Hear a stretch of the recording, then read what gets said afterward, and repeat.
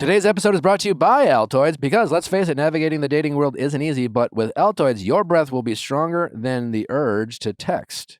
You up at 1 a.m. More intense than a rose ceremony and more reliable than your bestie's questionable dating tips. Like, do the simple things. Make sure that you have fresh breath wherever you go, and you got to do it with Altoids. Altoids is your sidekick in dating. Do yourself a favor and make sure that you have fresh breath. There is no bigger turnoff than stale, stinky, rotten breath. It's also so easy because I feel like with gum, you always either, hey, I've like a wrapper you got to throw away, or you're like the gum gets nasty and you're like, where can I throw this gum away? With an Altoid, it's just so easy to throw in your bag, so easy to just dissolve in your mouth, chew it up, fresh breath immediately. Altoids is the strong, reliable, and intense boost of freshness that young professionals and single minglers need to be their authentic selves in daily life. When walking into a high-stakes moment, if you have Altoids, your breath is one less thing you have to think about. When it comes to needing confidence and security to show up as your original self, Altoids has you covered. They're not just mints, they're curiously strong mints. Find Altoids in the checkout aisles. Grab your 10 today. You're crazy.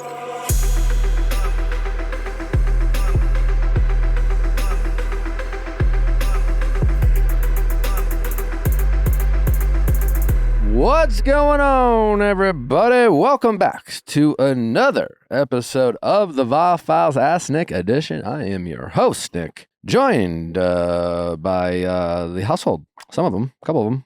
Sweet boy Justin, Scooter Magoo. Scooter Magoo. We have a fantastic episode for you today. Some great calls from people calling in. Some great calls. Sometimes even the more traditional topics turn into the juicier ones. You never really know. What are we getting into before we get to our calls? Guess what I tried this weekend? What? Mussels. And I thought it was oysters when I ordered it. The food. I was like, I'm like pumping iron? That too. I was pumping iron and eating mussels. Okay. But basically, I was at this Italian restaurant and this menu was so crazy. And I was like, when I see a menu of so many words, I don't comprehend. So I just choose whatever like pops out when the waiter comes. So she came. So you're not a picky eater? No.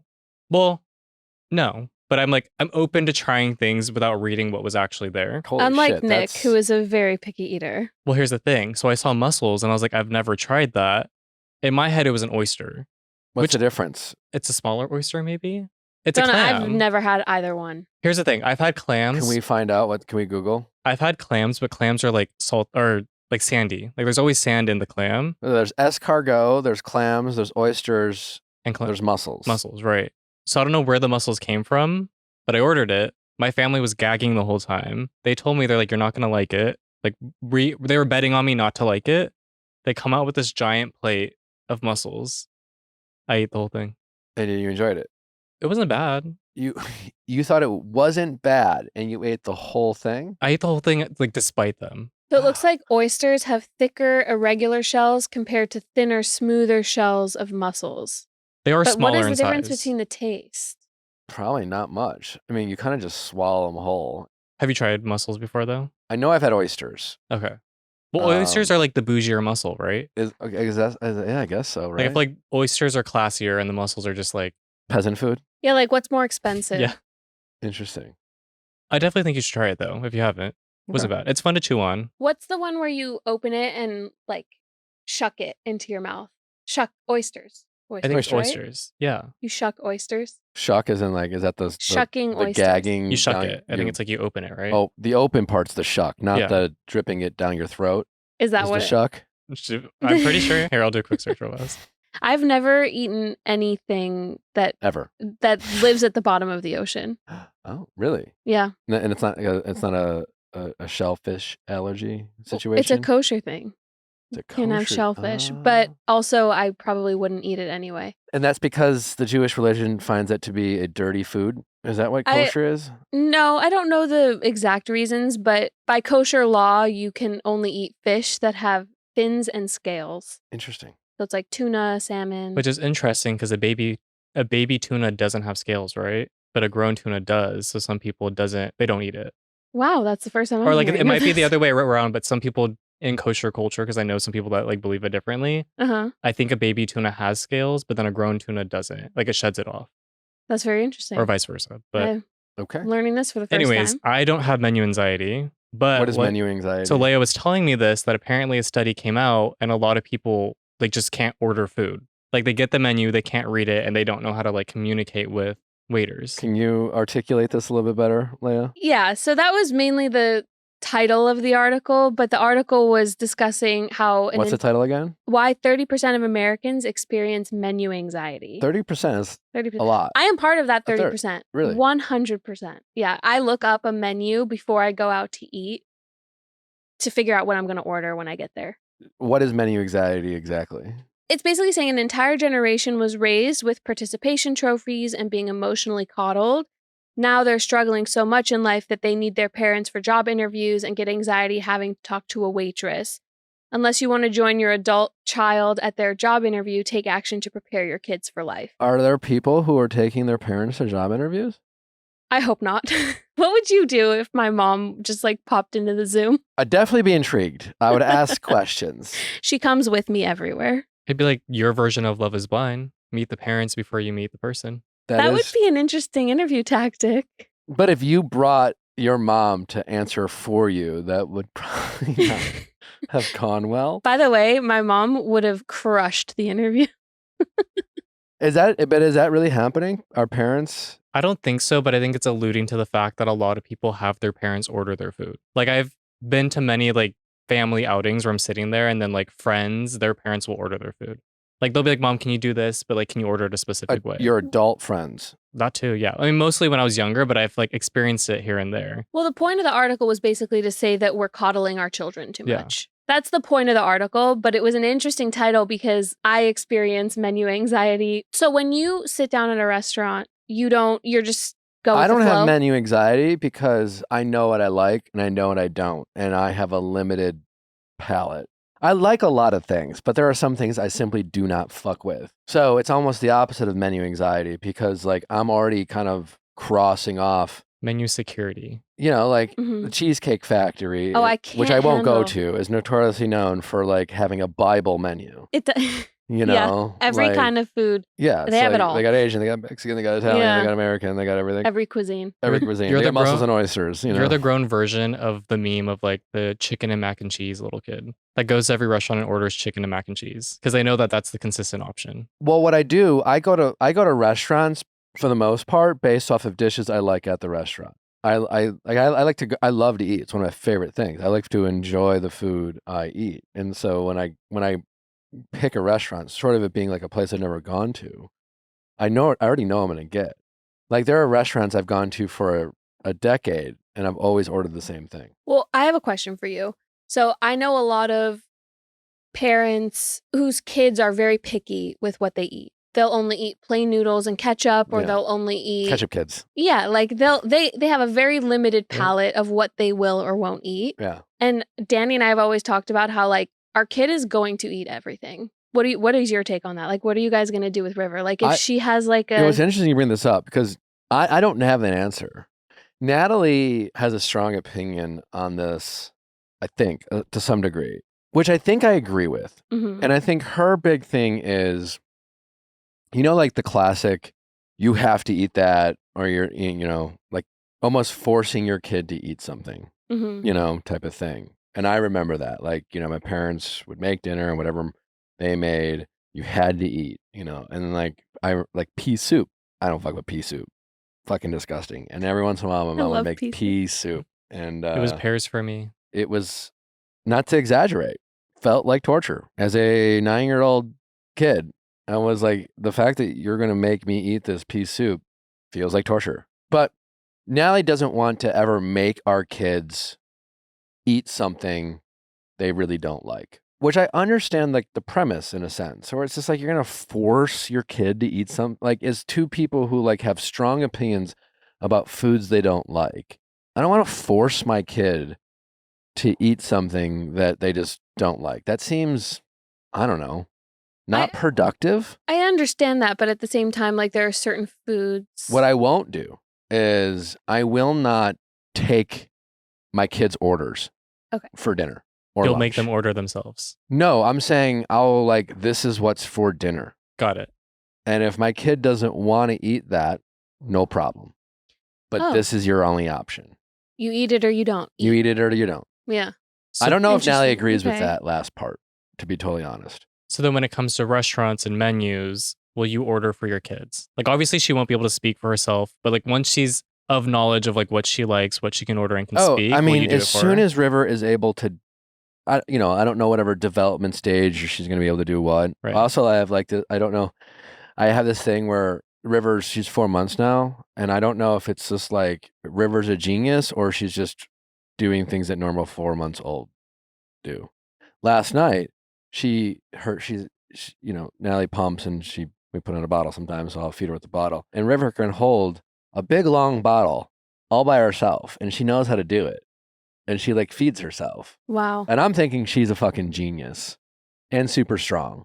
But also maybe that's just what 4 months old do. I don't know.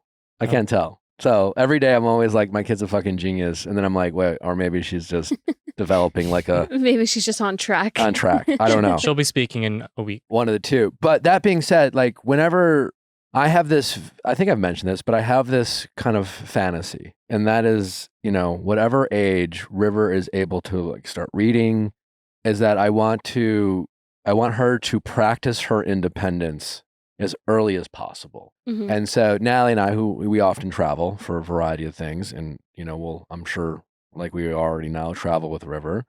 And I don't know what age she'll be able to do this, but as early as she can, I want to, with River, I want her to get us to our destination.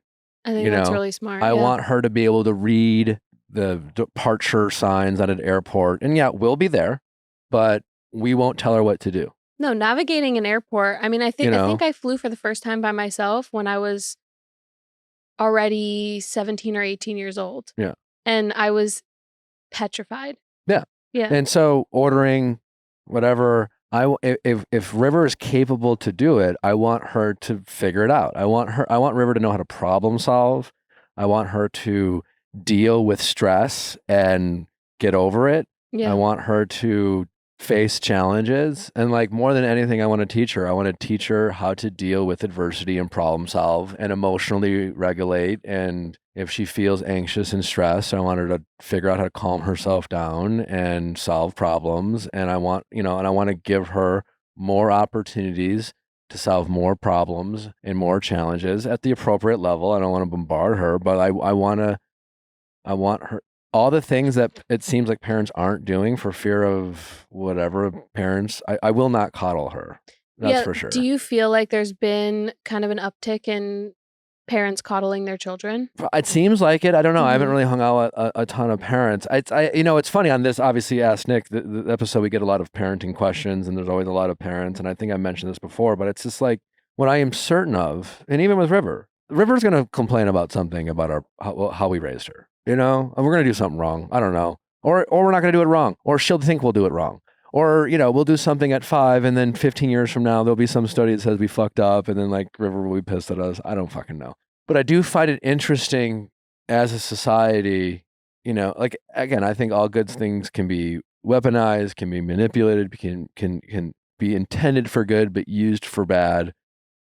Also, for example, on this show, I often give advice on the show. Actually, that's all I do on this particular show. And then, a lot of times people are like, oh, that's good advice or whatever. But like, we have no idea when we get off the call with these people how they receive that advice, how they implement that advice. And there are oftentimes we hear things and we think, oh, that's good advice.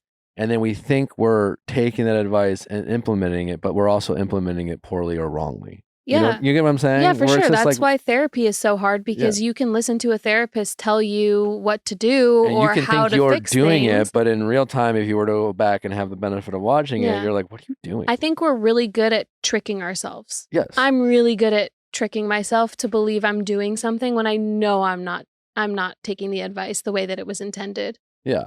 Listen, I think it's harder and harder to be a parent these days. I think, social media, we've often talked about that and things like that. There are challenges, but there's challenges of every generation, Every generation has new challenges. And new challenges. Yeah. It's always going to be difficult to be a parent and things like that. But it does seem like we have an entire generation of kids who are in fact more anxious, more depressed, more suicidal, seem less capable of dealing with challenges and adversity. And there is a reason for that, you know, and I don't think it's solely on the parents, but I think a lot has to do with what is being taught to our kids. I've heard a lot of I don't even know what gentle parenting. Can you actually Google gentle parenting for me? Yeah, I actually thought because I've heard of that a lot, you know, and I'm willing to guess there's probably a lot of aspects of gentle parenting that make a ton of sense and that we'll even do with River. But again, I guarantee there's a lot of people who have learned about gentle parenting, thought about, oh, this is good, I want to parent this way, and then tried to implement gentle parenting, but did it in a way that overcorrection, you know, necessarily wasn't productive or maybe, gave their kid a bad habit. So gentle parenting focuses on parenting children without shame, blame, and punishment. This style of parenting centers around collaboration between parents and children. I will not collaborate with my child. Well, I know a lot of people with gentle parenting, they don't use negative words like no or stop. So that's where like it's so not everybody, but some people, they draw the line of gentle as like positive words. So yes or please. Like you have to find a way to say no without saying no, so that they know that no is a actually like serious word when they hear it. Yeah. So like when your kid does something that they should not have done, instead of going straight to anger and yelling and saying, you shouldn't do that, go in the corner, go in timeout, go in your room. Well, never saying no and never punishing your kid are two very different things than not overreacting and showing anger. You know what I'm saying? And I guess that's what I'm kind of talking about is the disconnect or from the implementation of some of these things. And like we just read, like that's such a vague, to me, that sounds nutty. What is gentle parenting? We're just reading this on the internet. Gentle parenting is an evidence-based approach. Okay, so I guess it sounds like they've done some studies. Founded by Sarah Ockwell Smith in the early 2000s. Gentle parenting focuses on parenting children without shame. I'm all for that. Blame? I don't know. And punishment? Definitely not down for the no punishment. This parenting centers around collaboration. I won't be collaborating with my kids. I'm not going to negotiate. I think it's like you create like clear boundaries with your children. Like they know what they But it sounds like you collaborate on what those boundaries should be. Well, this is a good example that I've always heard is if a kid grabs markers or crayons and draws on a wall, you don't say, no, stop doing that. You say, can we put that down? You ask. Yeah, can we put that down? And then like later on, the collaboration could be you frame it on the wall. Like, okay, that's an art piece. No fucking way. So like that's where like people overcorrect, but also like you just don't say negative words like, no, stop doing that. You're wrong for doing that. And then punish them. You can, but then here's a question. Yeah. Who teaches or when does your child learn that there's just some things you can't do? Agreed. Yeah. Like, I guess there's a question I have for the gentle parenting styles out there. What happens when your kid, and I think that's the big question where, with this, the menu anxiety is what happens when the world doesn't gentle parent your child? They turn 18 and they go out to the world and they get a job where their boss doesn't implement the gentle parenting tactics that their parents did for 18 years. I would assume culture shock, right? Yeah. Well, I mean, I think that the goal of gentle parenting is to encourage confidence and independence. So that's where I was saying with the markers on the wall, a lot of parents are like, let's frame it. This is an artwork. Like you encourage them through, okay, maybe you should be doing art. Let's get you a canvas instead of the wall. Instead of like framing the conversation of like, you graffitied my wall, you destroyed the wall. I don't think it would be appropriate for you to run into a room, which I'm sure a lot of parents have, and saw that their newly painted wall that probably costed them a lot of money just got painted on by their 3-year-old. A future Picasso. Yes. And since their 3-year-old probably doesn't know better, I don't think it would be all that productive to storm in and be like, what are you doing? Shame on you. Spank them, make them cry. That doesn't seem productive. But saying, stop doing that, that's not okay. And, get on their level, keep the energy. It's like a lot of it, I think, is it's so fascinating, too. It's like River was upset yesterday. Just, she's a baby. And so, and I was warming up her bottle. So she's usually, she was hungry, right? It seemed like. And I started feeding her. And she was worked up. And so she was and like sucking down the milk. And so I just kind of had this, I don't even know if I did it right, but I was just like, I started breathing slower. you know? And I was like, slow down. And like, as soon as I started breathing slower, she started breathing slower. And it's fascinating, just the energy. Like when we were going through that crisis in the Cayman Islands, you could tell that River felt our anxiousness. Yeah, She for felt sure. our fears. And I think children are incredibly receptive. And so I think there's a way to, I'm not an expert, so whatever, but it's just my personal opinion. But I think there's a way to scold your kid, to teach them right and wrong, that there's things you can and cannot do, to tell them no, to punish them, and keep your energy at a level that's easier for them to comprehend, and not scare or shame them into thinking they're a bad person. I think a kid can learn that there's things that you can and cannot do versus like making them feel like they're bad for doing what they did, especially if they wouldn't have known better. I mean, at some point, River's going to do things that she just doesn't know you should or shouldn't do. And then there'll be that moment, that teachable moment of like, hey, you can't do that. Now, hopefully she listens and behaves. And then sometimes there might be a moment where she doesn't. What about, I guess, question with gentle parenting? What happens, as I'm understanding that every kid does, is this test those boundaries. So I think that what you're explaining is verging on gentle parenting a little bit, because I would imagine there's just like everything a spectrum. It has a range. And I think that like, depending on how old the child is, the gentle parenting will adapt and be different, obviously. But I think for the main part, what gentle parenting is if your child is throwing a temper tantrum or if they're doing something wrong, rather than to yell at them and immediately put them in a timeout or in their room, because that makes them fearful of like authority figure. It makes them fearful of, you know, sometimes, as you said, they don't know what they've done wrong. And so they're immediately just like scared. And they pick up on the energy. They get like anxious. 3 or 4, but like 7 or 8, they're going to. So then the approach would be. I'm 43 years old. I have vivid memories of being, hell, for example, when I was like 6, I went through a period of like being too lazy to go to the bathroom and I'd pee my pants. You know, I would be outside playing. I would be having too much fun. I'd have to go to the bathroom. I was fully potty trained, and yet I, you know, and then something would happen where I'd laugh too hard or whatever, and I'd pee my pants. So gentle parenting approach for that situation would be for your parent to sit you down and say, hey, Nick, listen. What happens the third or fourth time when I did that? Because it was and again, I was like 5 or 6, 7 years old. I have a vivid memory of me hiding behind something because I had just peed my pants and I knew I was fucked. I knew I was in trouble. But I also have a vivid memory that of this not being the first time I did. So you were scared that you'd get in trouble. Of course. Because I knew this was the umpteenth time that my parents have been like, when you need to go to the bathroom, you need to listen to yourself and you need to go inside and go to the bathroom, and like this is part of being potty trained and being an adult. So it'd be more like explaining like what happens when you pee in your pants, right? So, but my parents, my point is, I had done that. I disobeyed them. I didn't not learn my lesson. Like a kid, it didn't quite register the first time, or I was half paying attention. So you understood the I understood that and I remember being very young. I have a vivid memory of this. And I just remember being like, fuck, I didn't listen. I'm in trouble. So it was more that you were afraid of getting in trouble than not that I was a dirty boy. No, that I didn't listen. Yes, I didn't listen. I didn't go inside. My approach would be do your own laundry. Maybe, yeah. Well, I was too young to do laundry then. Right. That's kind of my point. It's like, who's going to wash these? So you would make your kid just have They'd no be like, clothes? all right, I'm going to teach you how to do laundry so that the next time you pee in your pants, you have to do it. And if you don't want to have to do your own laundry, I think that might be too young. Wait, so I don't know if this is gentle parenting. This is just what I would do. I would be like, all right, here we go. This is the laundry machine. The next time this happens, because we've had this conversation multiple times. At 5 years old?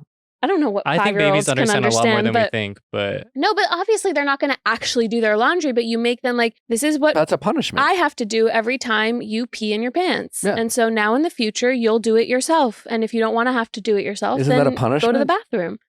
That's a punishment. It's a gentle punishment, in my opinion. It's more gentle than like... Get in your room. Spank you or, well, sure. Put you nose to door, go sit in the corner. You can't wear pants anymore.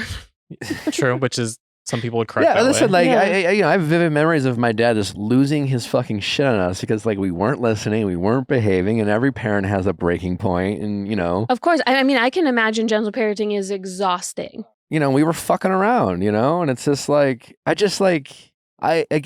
think we all agree that the implementation of gentle parenting and like the spectrum of how gentle it is seems to matter greatly. But like, how do you teach your kid how to respect elders, the difference between right and wrong, to understand disappointment, to be told no without an explanation? That's the thing that seems to be the case when a lot of people we talk about. We all act for all the people out there, like, I just wanted the closure. We all act entitled to an explanation of why the world feels unfair in that moment. Yeah, I'm super Whatever guilty that of this. moment is, we all feel entitled for people to explain to us why things are the way they are.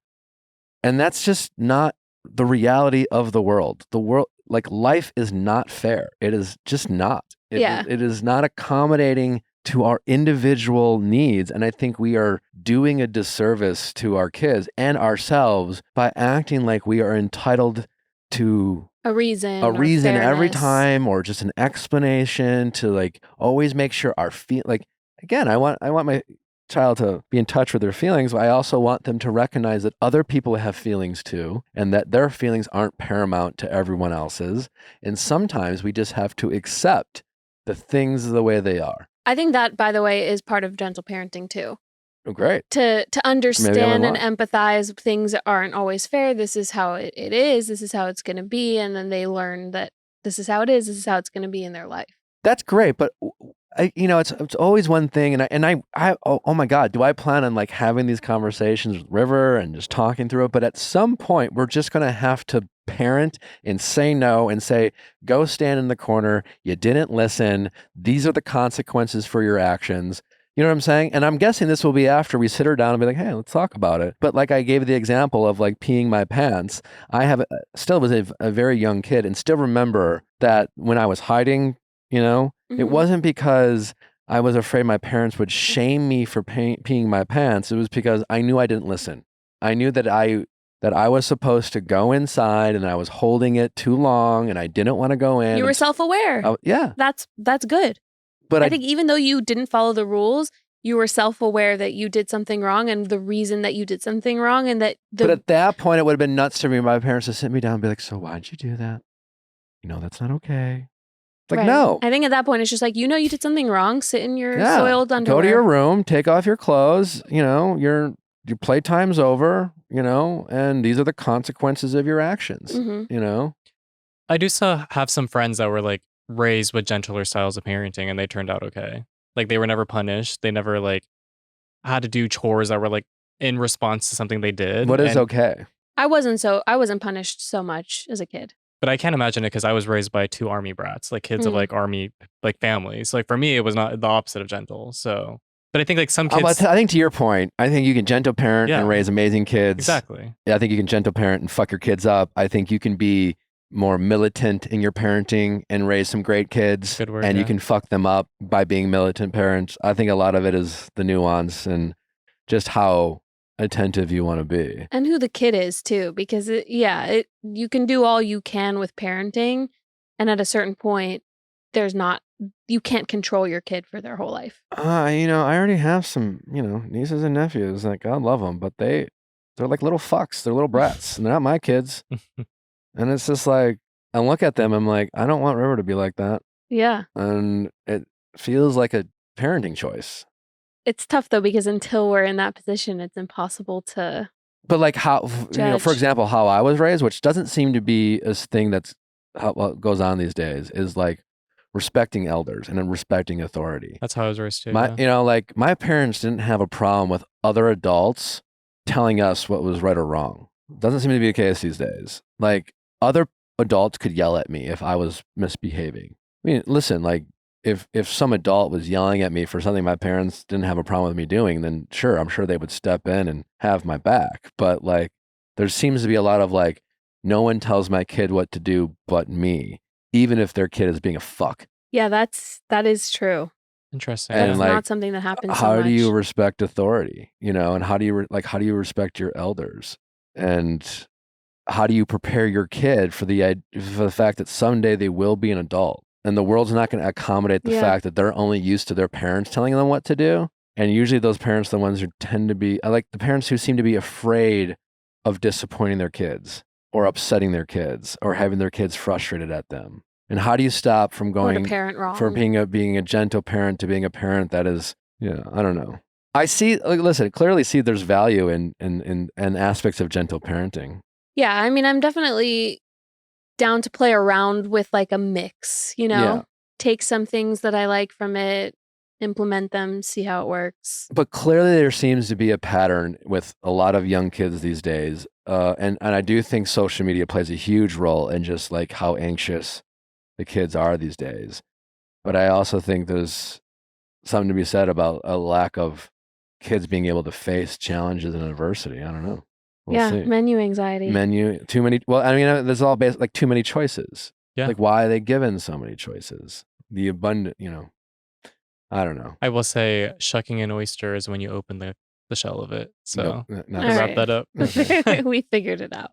Anyways, do we have a writer enter before we get to our calls? We do. So the writer enter writes in with the tagline, "My husband is jealous of a fictional character." She writes in saying, "Hi, Nick. The other day, my husband and I, together for 9 years, married for 3, both 27 years old, were hanging out with another couple, and I was talking to my wife about a book I was reading, Iron Flame, and I made a comment that I had a crush on the main character. After our friends left, he got very jealous, and he said that that's not okay, and said it's the same as if he were to tell me he had a crush on a real person. I don't think there's harm in what I said. In my opinion, it's like having a crush on Aladdin as a kid, harmless and not real. Now I'm afraid to finish the book because if he sees me reading it, he gets mad or uncomfortable.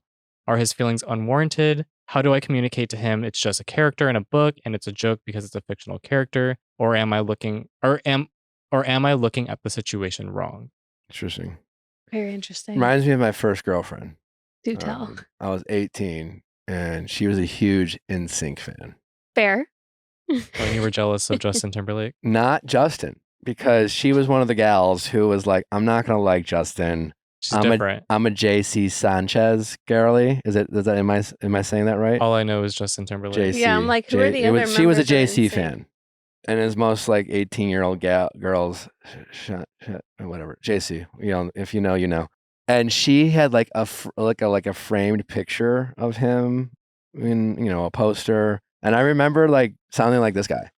It bothered me. It got to the point where I was like, why do you have like, it's just like, why you talk about him as if like you wish you were with him, and and I reflect back on that and thinking, and my biggest takeaway is how ridiculous I was about that I let something like that bother me.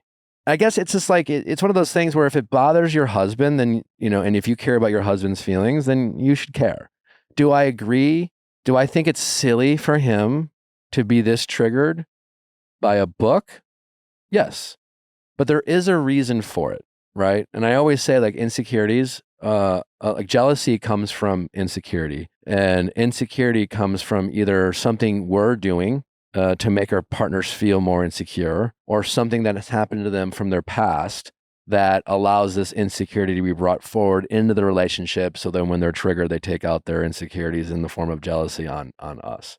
And clearly this is a point of jealousy of her husband. He is jealous of this character. Yeah. So it's coming from a place of insecurity.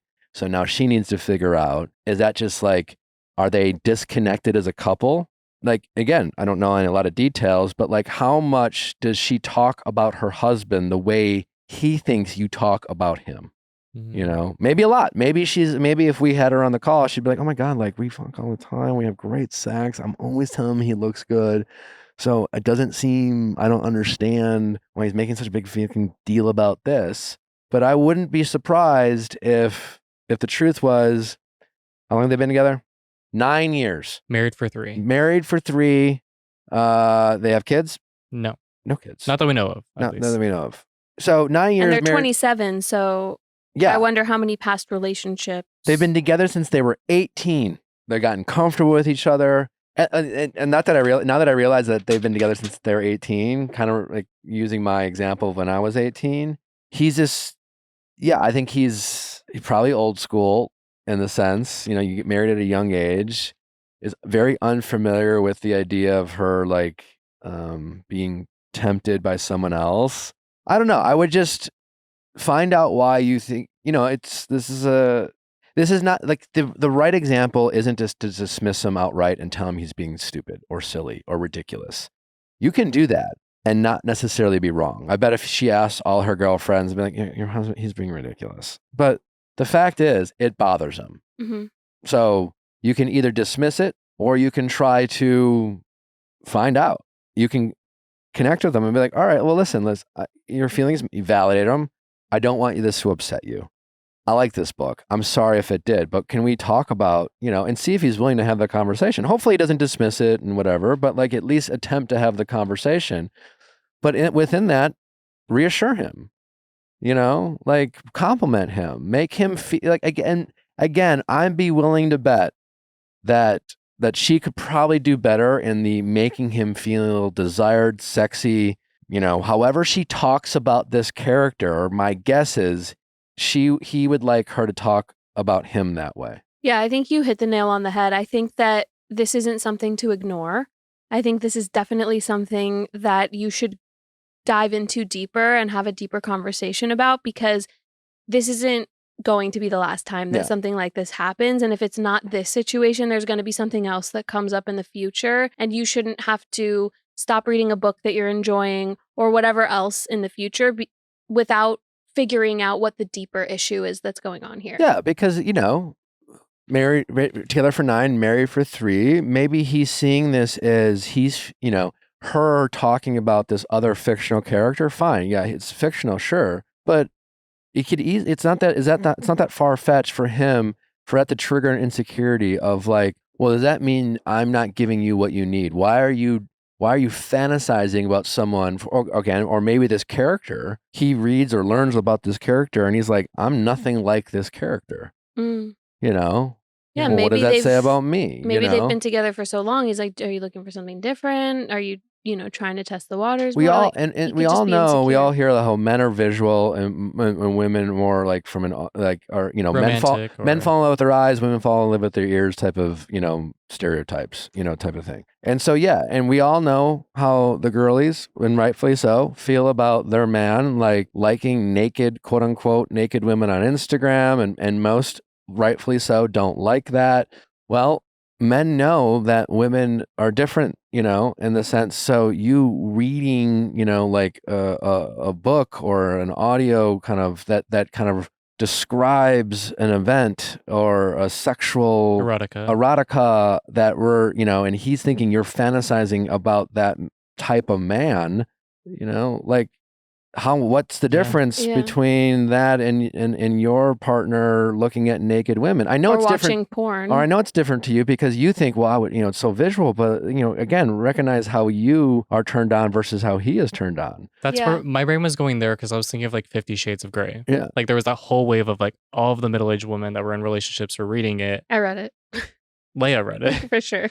But like, with that being so popular, you weren't hearing much about the husbands or the men like getting mad that they were reading this clearly like explicit erotica. So then it really goes down to it's an insecurity or lack of comfortability that she's not treating him the way that she views this character. Well, that, and the right relationship, like if you're in a relationship where you're sexually connected and emotionally connected and you have a strong bond, and then you're, the 50 Shades, for example, is a popular book / movie. And then, during that time where it was popular, your friends read it, she picks it up. I could see a world where, for example, like if that's where Nally and I were in, we're in a season of like, sex was good and we're just very connected.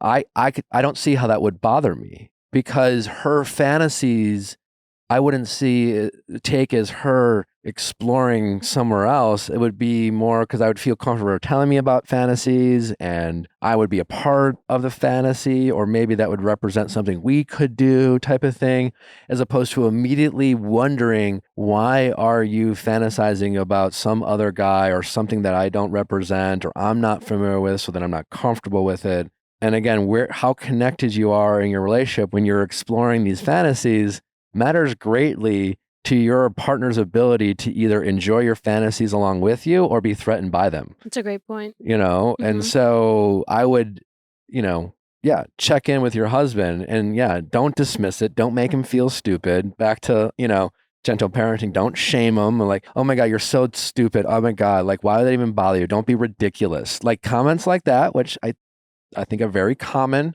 to how we talk about our partners, matter, and I think men are very sensitive about stuff like that. And if they feel like they're not being desired or appreciated, just like, women will often feel like they'll get insecure about it, so Yeah. that's what I would do. I would check in with them and try to reconnect. Yeah, I completely agree. Yeah, it's just like, hey, I just want to talk to you about this, I also think by the way that she writes in, you can tell that she's like, he's just a fictional character. He's just like Aladdin versus my husband is on this different pedestal. So I think in her perspective, like she already knows that they're not on the same level of like crush. But is that how he feels? So that's what I'm saying. So that's where I think like, I don't think she's wrong for feeling the way she does, but I think you're right where the communications that he recognizes the way that she sees it. It's, I guess kind of back to the liking naked, quote unquote, naked women. As a heterosexual man, I'm not even going to try to explain it. I guess what I'm trying to say is like, it's not even an excuse, but we, men don't think, I guess what I'm saying, right? Or we think with the wrong head, as they say, right? And sometimes when men think with the wrong head, our partners will want to be like, what were you thinking? That's fucking gross. Why would you fucking do that? And the honest answer sometimes is it's not nefarious or they were doing something sinister. It's just like, I don't know. I saw it and I looked at it like a fucking 8-year-old type of thing, Doesn't make it okay. I'm not expecting, any of the women partners in these heterosexual relations to be okay with some of their partners doing some of this shit. But my point is like, it's not always what they think it is. It's not their partner isn't up to no good like it comes across. But it's hard to put yourself in the head of this heterosexual man who's doing the thing that you can't comprehend. And I just think in those scenarios, that's where men and women can be different, in terms of how they interpret things. So this is all to say, just because you think it's silly and you don't see it, doesn't mean your husband is interpreting it the same way you are, just the way, it might be on the reverse end, Yeah, So, it's worth a conversation. Yeah. Figure it out. So, yeah. All right. Well, hopefully that was helpful. Anyways, it's time to get to our callers. But before we do, don't forget to send in your questions at AskNick@theviallfiles.com for all things Ask Nick, texting office hours. You know the drill. All right. Let's get to our first caller. Question time with Nick. Let's ask Nick your sexy questions. How's it going? Hi, I'm Melanie. I'm 28 and I am carrying my best friend's baby and my mother-in-law does not approve. Okay. And when you say you're carrying your best friend's baby, like through surrogacy, this is a surrogacy situation? Yes, it's a surrogacy situation. All right. Well, first of all, congratulations. And obviously, like, I commend you on doing a very incredibly selfless act and helping your best friend, give life. So I want to commend you for what you're doing. And I think it's a real special thing. Thank you. I appreciate that. I'm really excited to be a part of it with her. So how did that, I'm curious, we'll get into your mother-in-law, but I am fascinated by the whole surrogacy process. Like obviously since I recently became a father, I think it's just a fascinating thing. And I don't know what the future is going to hold for Adalia and I. And, we hope to grow our family and we are obviously in a fortunate enough situation that if that's something we needed to do to grow our family, it would be an option. But it's every time I hear about surrogacy, it almost feels sci-fi, it's almost like hard to believe it's an actual thing and it's becoming more and more commonplace. And anyways, I'm very fascinated by the process. So I am curious, how did you and your best friend have this conversation? And I'm really curious about your personal decision to say yes, because best friend or not, it's a huge, huge sacrifice what you're willing to do for your friend. Yeah, absolutely. So my best friend has been experiencing fertility issues for about 3 years now, 2 of which her and her husband have been doing IVF. Okay. And so it was kind of a situation where I've been firsthand kind of in this with her, seeing what she's going through. And I know also some of the financial challenges that have come with it. They're somewhat fortunate that they've been able to even do IVF at all. Mm-hmm. That's not an option for some people, but they've had so many rounds of IVF at this point that, they're putting things on credit cards. They've just been very stressed out. We kind of reached a point where they had one embryo left in their batch of embryos. They knew that they were going to transfer it, but they were trying to decide, after this last attempt, what do we want to do? Are we going to move on to adoption? Are we going to look into surrogacy? What's our next step? I kind of just started thinking about it on my own, and she had briefly mentioned surrogacy, and she never asked, never implied anything as far as I'm concerned. But I just started thinking, like, this is their last embryo. This could be their last shot. Maybe this is something that I could do for her. And so I talked to my husband about it, and he was really supportive from the start. And then we talked about, all of the mental toll and physical toll and all of the things that come with it, and how are we going to prepare for that, did a bunch of research, et cetera, and ultimately decided we were going to offer to do it for her. And then when we did, it took her a while to get back to us. Her and her husband talked about it, and they ultimately decided that that was going to be the best decision for them. They felt like that gave them the best odds of being able to have a baby that was biologically theirs, which is what, of course, they really wanted. Sure. Wow. Do you have children of your own? I do, yes. So that's another aspect of it is I think, at least at the clinic that we're at, it's required for you to have carried a baby to term. Oh, interesting. So I have a 1.5-year-old. I've successfully carried a baby and had no issues at all. I've just been very fortunate. I've never had any kind of, no miscarriages or anything of that sort. And so, as we went through the process, it basically it just lined up perfectly. It seemed almost like it was like a fate kind of thing because I was being told that I was perfect for it. So it kind of worked out. No, that's incredible. So let's get to the crux of why you called. Your mother-in-law, your husband's mom, your husband who obviously was a part of this decision. She doesn't agree with you guys. Yes. Is this a personal disagreement? Is she referencing her faith and religion? Like where is it coming from? Yeah, so it started off like it seemed like it was coming from a place of concern, but it ended up turning into being about religion. So when we initially told her, it was while we were just going through the process. I wasn't pregnant or anything. And she kind of just had an immediate reaction of, have you thought this through? It's going to be really hard for you to give up a baby and that kind of thing. Even though I disagreed with her because I felt like we had really thought through all of those aspects, I could at least feel like, okay, well, she's coming from a place of concern. I get that.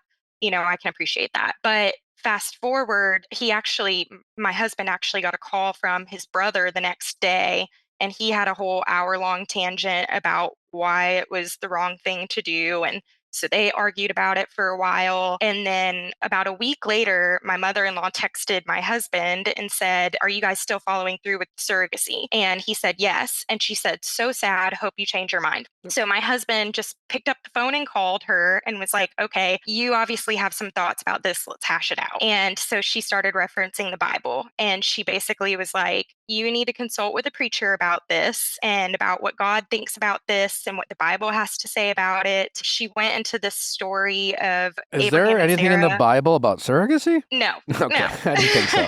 I mean, it's up to interpretation, Absolutely, I guess. yes. Yeah, so I am not. I'm the last person to go to in terms of like I grew up very Catholic. I went to church most of my life. I don't know my Bible like a lot of people know their Bible. That being said, I'm pretty sure like God's all about like life, Yes. and bringing life into this world. And it's always kind of funny.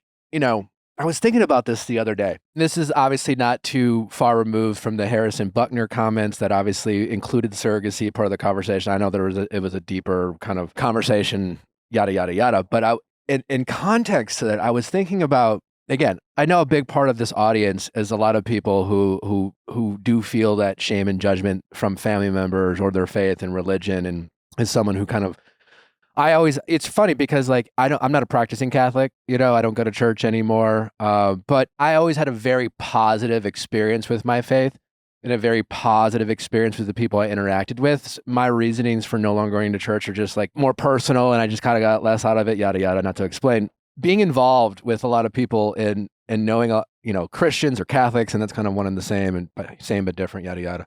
I always find it funny and ironic that often Christians or Catholic, it's lumping Christians all together. It's like when they want to justify something they want to do, especially like money or wealth, they'll say, well, this is all part of God's plan. God wants me to have this gift. That's why I can accept this guilt-free, is because, God wouldn't bring this into my life if he didn't want me to have that. Which, how could I argue with that? I just find it ironic when other people in this world do things that some Christians find to be not what they agree with. They will, shame it and judge it and put it down and say this isn't okay and God wouldn't want this. But I'm thinking, wait, well, why wouldn't, by that same logic of why you were able to accept whatever it is that you wanted to do, didn't God give us the technology and the knowledge and the ability to have these things, to give life? Yes. Like, yeah. doesn't that, you know what I'm saying? Yes, you're saying everything I have said 20 times over, because my husband and I are religious, but we're not traditional the way that she is. And the way I look at things is like, God gave certain people certain brains and certain, you know what I mean, ability to think in these scientific ways and figure out how to use science to do these things. And I don't understand how you can't just as easily believe that God wants this, because he put the people in place on this earth to be able to develop the science to be able to do this. I don't understand why so many people seem to think that religion and science can't go hand in hand. And I think the Because it makes them cherry picking is uncomfortable. part of it too. Yeah. But it feels at times hypocritical, because it's very much cherry picking. Like his mom, and not just his mom, but a lot of religious people that I know, they use science when it benefits them. Like, she's had C-sections, she's had epidurals. But this is not okay. And I get that it's different and it's not something that we're as familiar with because it's not as common. But nonetheless, it's all science backed. Nowhere in the Bible did anybody give birth via C-section or have an epidural, but here we are. So yeah, I always find it amazing that like some religious people, or Christians specifically, how they cherry pick like the 7 deadly sins. Like pride and greed are 2 of the 7 deadly sins. And I know a lot of prideful, wealthy Christians who are not giving a lot of money away to others. And that's fine. I'm not even telling him to, but I just always find it like amazing, their willingness to weaponize their religion against people doing things that they're not comfortable with. And they'll easily go back and reference the Bible and reference their religion to justify their own discomfort with an idea that they don't know much about. Because I think the truth is most people operate out of fear. Mm-hmm. And my guess is, to empathize with your mother-in-law, is that she is afraid that this will limit you and her son's ability to grow your family. Yeah. And you're not wrong about that. And it just comes down to that. And she, listen, I think there's a lot of justifiable fears that come with surrogacy. I said before, it's a huge fucking sacrifice, And the reality is something could happen that could affect you and your husband's my ability to have one later. Yes. And they have said something about that, and I understand that, but my husband and I don't want any more children, and we've already had that conversation in depth. And if anything, it's more him than me, but we're on the same page.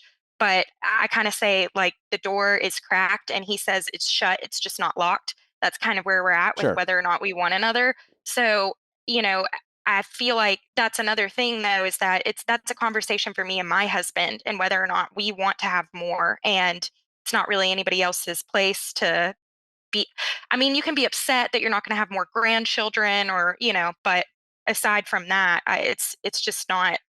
It shouldn't be a factor, because that's for me and my husband to discuss, not anybody else. Yeah. Is your mother-in-law aware of the fact that you guys have decided that? Yes. And I will say, we kind of told her in this, because that was one of her questions, was what about having more kids? What if something happens and she doesn't want to be pregnant again, and those kinds of things? And my husband was like, well, we've talked about that and we don't want to have any more. And so that really upset her, I think, as well. She probably hated that. Yeah. What was the last conversation you guys had with her about this? That was the last conversation, and basically what it ended with was her trying to tell us, I think the story she was trying to use in the Bible, what she was trying to say is that it's not God's plan, and that God's plan, does she know God's plan? That was my whole thought process, was that the people who know God's plan for themselves the best is themselves. So for her to try to speak on what God's plan is for anybody other than herself, it's just, she doesn't know better than we do what God's plan is for us. She doesn't know what our friends' God's plan is for them either. Yeah. Well, also like I was talking about this with my team yesterday. I just genuine question for you as someone who's identifies as a faith-based person who's, is involved in church. Like where does free will come into play? Because I'm always perplexed by, it's been my understanding that one of the greatest gifts that God ever gave us was free will. And I always find it amazing the lack of acknowledgement of free will when people talk about God's plan. Yeah.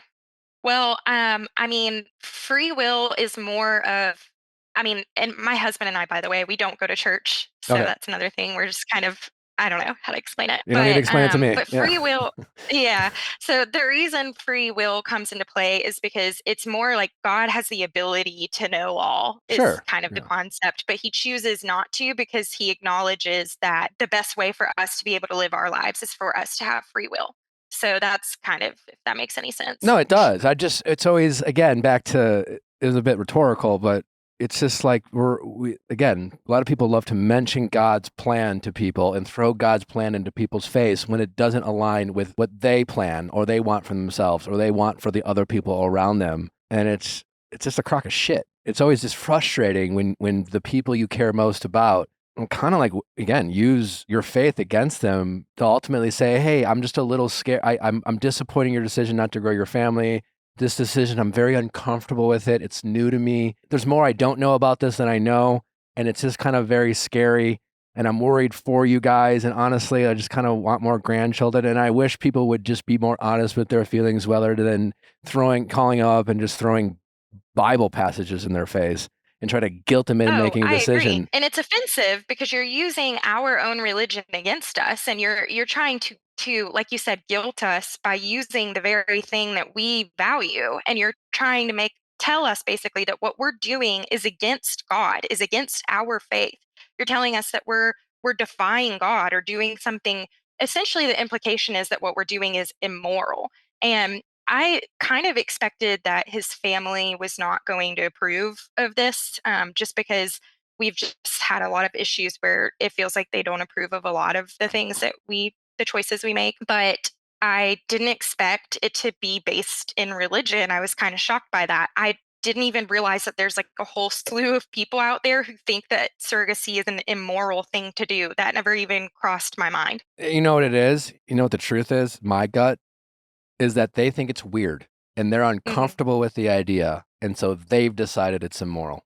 And people often like to label things as immoral when they find it to be different or weird or something they object to. Because I know there's plenty of things in the Bible, like homosexuality. Obviously, the Bible has a lot of opinions that I don't agree with and things like that. But like I said, I'm pretty sure there's nothing that speaks to surrogacy. And it's certainly open for interpretation. I bet some people could find a quote here or there that says, I don't know, this kind of does loosely deal with it. But again, it's just people using what they don't understand and things they find weird or different and then using religion to make their point. No, I agree. It is weird. It's wild. It amazes me that we can do it, but I look at it as it's weird and amazing, not it's weird and therefore bad.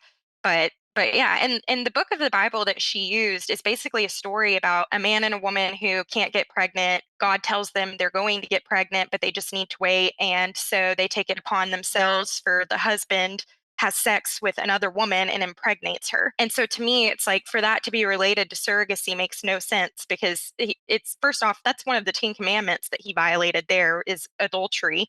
So wait, that's in the Bible? Yeah. So wait, he cheats on his wife? Yeah, he cheats on his wife. I don't know the exact details of the story. This is like a very synopsis type version of it. But yeah, he cheats on his wife. I'm pretty sure the wife agrees to it, but it's so that he can impregnate another woman so that they can have a baby. And like it's not the same. And this is meant to be like a positive thing in the Bible? Like this is the answer to the problem? No, it's supposed to be like they're defying God's plan because God came down and told them, you are going to have children. You're just not going to right now. And they basically were like, screw God's plan. Gotcha. We're going to take it in our own hands. Yeah. Well, yeah. That again, what doesn't track is because by their logic, like God gave, again, us free will, and then he invented man and woman and the ability to have sex. And literally it's part of the 10 commandments. That has nothing to do with science. How do they answer the question of God gave us the gift and technology and the ability to make scientific advancements in order for us to give life. My husband didn't say that to them. I'd be curious to know how they answered that. What my husband said back, which I thought was a great trump card, but I've since been told that it's not, is that the foundation of Christianity is surrogacy. And thank God Mary said yes to being a surrogate. And I thought that was a great response. And I've been told since that that's not a good response because Mary wasn't a surrogate. Jesus was Mary's son. But, I think the point is, though, if neither story is about surrogacy is the point. Yeah. Neither one is related. You can loosely try to tie it, but neither one ultimately is. It's all up to interpretation. And I think unless God parts the clouds himself and comes down and tells you this story was meant to be about surrogacy, I don't think it's fair to assume that that's definitively what it is. For sure. Yeah. Everyone's just kind of trying to make an argument, basically, and win. Mm-hmm. So, well, I have an opinion on what I think you two should do, which is nothing. Kind of. You've made a decision. You are literally already pregnant. Yes. The most important thing is that you and your husband are aligned here. And quite frankly, you do not need these people to agree or accept your decision. You're literally already doing it. And I think when it comes to these situations that family members, decisions we make that our loved ones are uncomfortable with, and whether they use religion or they use, there's a lot of people who aren't religious when we make decisions that are uncomfortable, that make our family members or loved ones uncomfortable, they'll use other things, that aren't religion to weaponize. And it's the same logic, right? They have a hard time articulating their truth, or there's the fact that it makes them uncomfortable because we don't want to sound ignorant. We always want to sound like we are valid in our feelings rather than saying, this makes me uncomfortable, and so therefore I disagree with it. I think it's, show, not tell. Show them that this isn't going to affect you and your husband's relationship. Grandma was never probably going to be happy with the fact that you guys, as of now, don't want to have more children. So either way, she's going to have to come around. And I just think you just want to lead with love. You're just like, listen, my point is when I say do nothing, you need to stop trying to convince them to agree with it. You need to you don't get on the call and be like, well, I was thinking about Mary, and technically you could think about that she's a surrogate. You know what I'm saying? Like that. You're just giving people who like to argue a reason to argue with you. And now it's just become this fun discussion, and probably not fun, but it's dramatic. And I think you need to stop trying to convince them of something that you A, are already doing, and B, you two are aligned with. And that's all that really matters when it comes to this decision. This is not you and your husband didn't call up any of these people who are against it to get their green light, to get their approval. You two didn't sit down, and I'm glad you did it, to say, well, what do you, should we call up everyone? Should we call our parents, and should we call our brothers and sisters and our friends and see what they think before we decide to move forward with the decision? Of course you didn't. And so what matters most is that you two are aligned and you're happy with your decision. And I think you just need to, if it comes up with them again, I wouldn't bring it up. I would just say, hey, listen, we've obviously talked about this. We obviously are not aligned. We always appreciate your guys' feedback. But this is a decision we made as a couple. We are happy with it, and we don't need you to like it. We don't even really need you to accept it or respect it, but we're just no longer going to have these conversations with you. So respectfully, just don't, if you can, as long as you continue to disagree with it, we're just not interested in having this conversation anymore. Definitely. And that's kind of where my husband left it with her, was he basically said, I just don't want to hear about it again. And so we haven't heard about it since. It's more just now that we're pregnant. Well, I'm pregnant. Sorry. We're just like, how do we tell them? Because with my family, it's simple. My family's been very supportive. So it's like, they're going to be excited for me. But with them, it's like, my husband jokingly was like, well, we should just let them find out because you're rocking a baby bump at some point. And I'm like, okay, but seriously, how do we go about, I mean, he's not necessarily wrong. How far along are you? Oh, I'm only 6 weeks right now. So normal, right? All you should, I want you to not think about this for one more second. I don't want this to take up any more of your energy. I don't want you to worry one dime more second about what anyone thinks about this, because that's potential stress that's not good for you or this baby. So I don't care how you tell them, and I don't want you to care. He can be like, hey, we're pregnant, Also, they don't agree with it. Whatever, I would let him do it so that you don't have to worry about it. And it's his family. Trust your husband's lead when it comes to how to best handle his family. Yeah. But I don't think you need to worry about their response or how you should tell them. You know they're not going to agree with it. So I don't know. Text them, call them, don't tell them. Like, they're going to have to deal with it regardless. And I think the best thing you can do is just not give a fuck about what they think. Yeah. They're not, like, they're going to share their opinion. They'll throw their adult temper tantrums. They might give you the silent treatment. I don't know. All the things that family members do, but they'll get over it, because what they're not going to do is, I'm banking on the fact that, I don't know your family, but they're not going to disown you and refuse to speak to you again and cut you guys off. And the more you seek out their approval and opinion, the more they're going to give it. The more you try to change their mind, the more they think you're open to your mind being changed. And the sooner you just act and show them that you're just you just don't really care what they think or about their approval, the less likely they are to share it, because no one wants to waste their breath. But when you give the idea that, your mind might be changed, they'll speak up. I never thought about it that way, that trying to convince them makes them think that I'm convincible. And if you think about it that way, that really makes sense. And you kind of sound like my therapist there too, because I talk to my therapist about this, and in general, just an issue of me needing approval and needing approval from his family as well, especially, and just my struggles with that and everything. And she's always telling me to stop trying to convince people of what my perspective is and just be okay with people not agreeing with me. Yeah. And that's, It's hard to do, you're right about but that. it's a powerful thing. Do you watch Vanderpump? Yes, I do. Okay. Have you watched Reunion Part 3? Yes, I just did today. Okay. Right?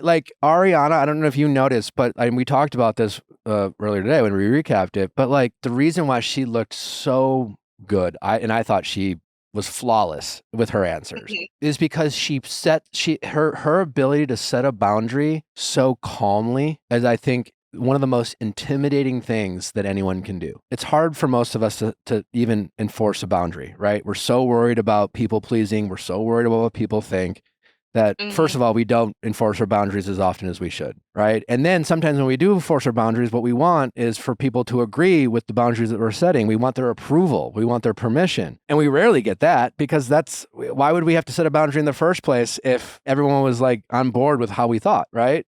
And in Reunion Part 3, Ariana, she had no problem saying to Sheena, you make valid points, but at the end of the day, I'm just going to do it differently, because this is what I need to do for me. She didn't try to argue with Lala or Sheena. She didn't try to discredit anyone.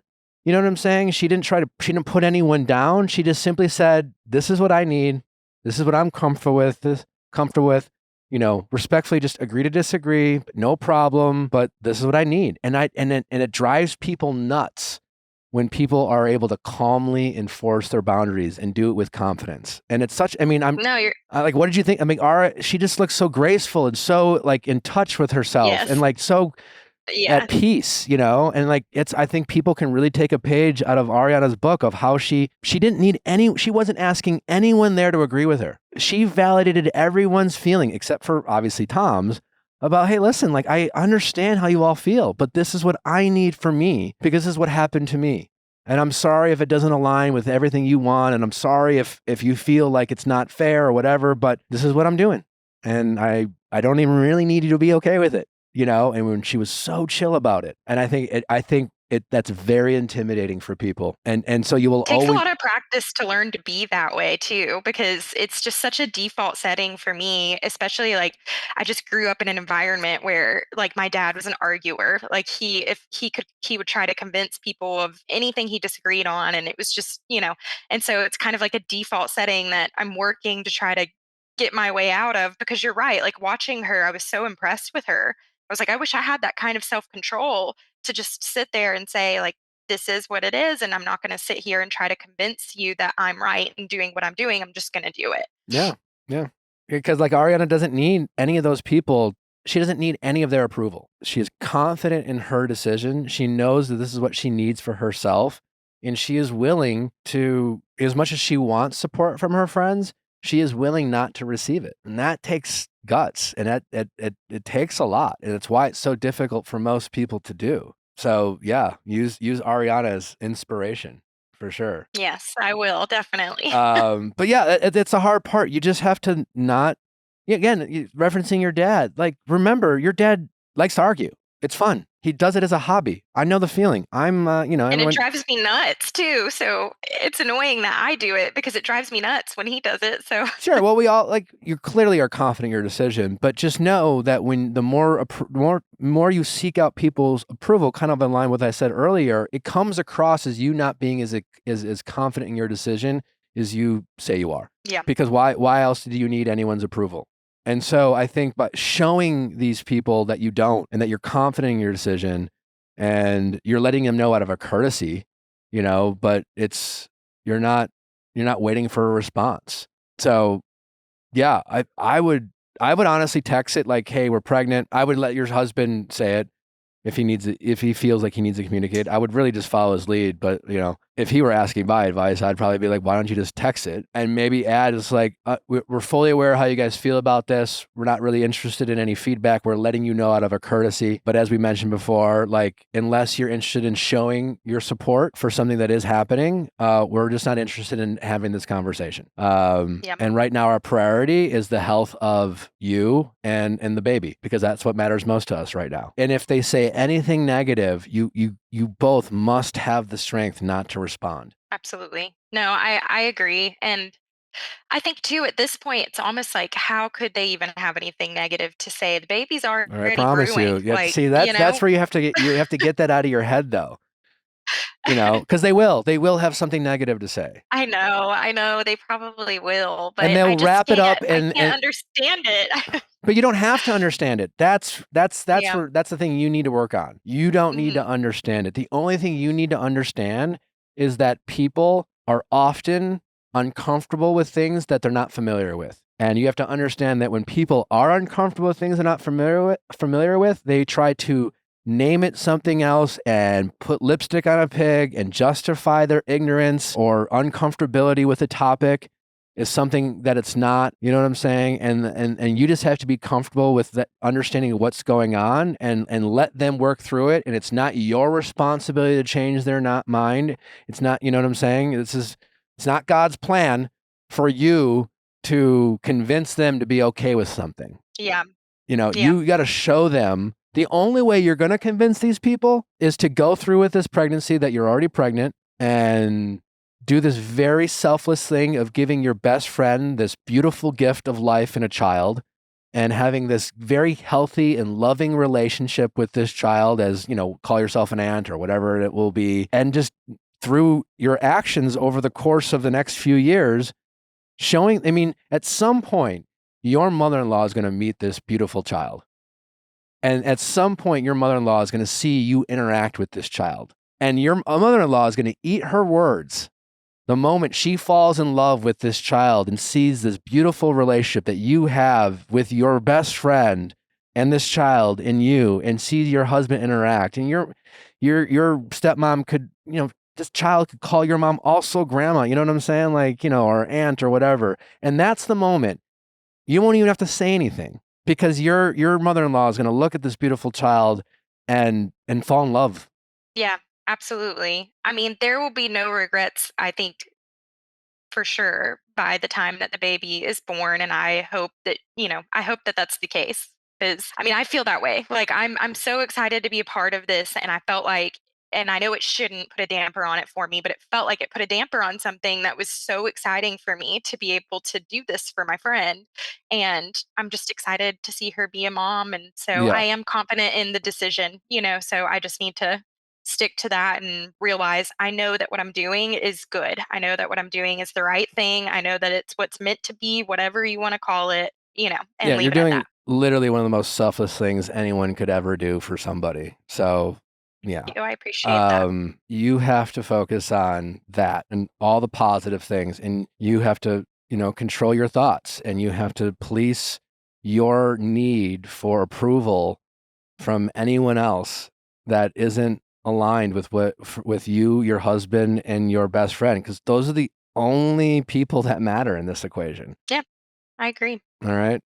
I don't want you wasting any more negative energy on these people.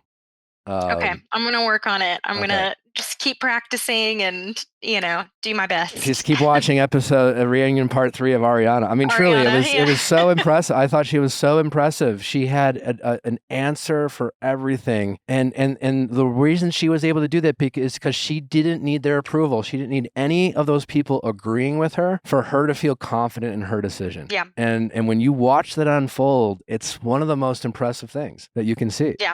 Absolutely. And it just comes down to being confident in your decision and knowing that you're doing the right thing for yourself and nothing else really matters. I agree with that. Well, congratulations. Thank you. I appreciate it. And thank you so much for your advice. It's very, very helpful. And I'm a big fan of your show, your podcast. And so it was just an honor to be able to come on and talk to you and get your perspective on everything. Well, I appreciate you sharing the story. It's obviously a very fascinating one. And we please keep us updated on this pregnancy and how things go, because, we're getting more and more questions and calls regarding like family dynamics. And, these are tough situations because it's like family, you don't even have to like them, but they're your family. And we have to, we love them. And it's a challenge. And that can be a very difficult thing. Friends, you stop liking them. It's like, fuck it. A family's a little different. And we have to figure out different ways to make it work and interact with people that we can often butt heads with and be on different sides of the political spectrum or religious beliefs. And that can become very contentious. And yet it's still family. It's still important. And we have to find common ground. But I have learned, it's one thing I've always been good at setting boundaries. I've always been very good at not worrying what people think, sometimes to a fault, but I just know when it comes to me making very difficult decisions, I've set a precedent with my family that like when I'm confident in my decision, they're not going to change my mind and they're not going to make me feel bad about it. You know what people don't do? They don't call me up and let me know what they thinking about something just to shame me. You know what I'm saying? Or just to guilt me, short of them being like, really concerned, but like, they might give me their 2 cents, but they're not going to try to guilt me into changing their mind. Yeah. Because they know it's not going to work. And I've set that precedent with them. So this is an opportunity for you, for all the other situations with your family that they might not agree with. If they know they can't get through to you and that you're just not interested in hearing it, but yet you can still and then the trick is you have to do this. And when you do interact with him, like Ariana, I was kind of in awe of Ariana, that episode of how just like she was so good at acknowledging everything that Sheena said. You could tell she cared about Sheena and even Lala, but she still wasn't going to budge, And so it's very important for you, no matter what your mother-in-law says or does, or your other family members, to still lead with love and to still acknowledge her feelings and not show her that you need that validation. Just be like, hey, I understand how you feel, and I totally get it.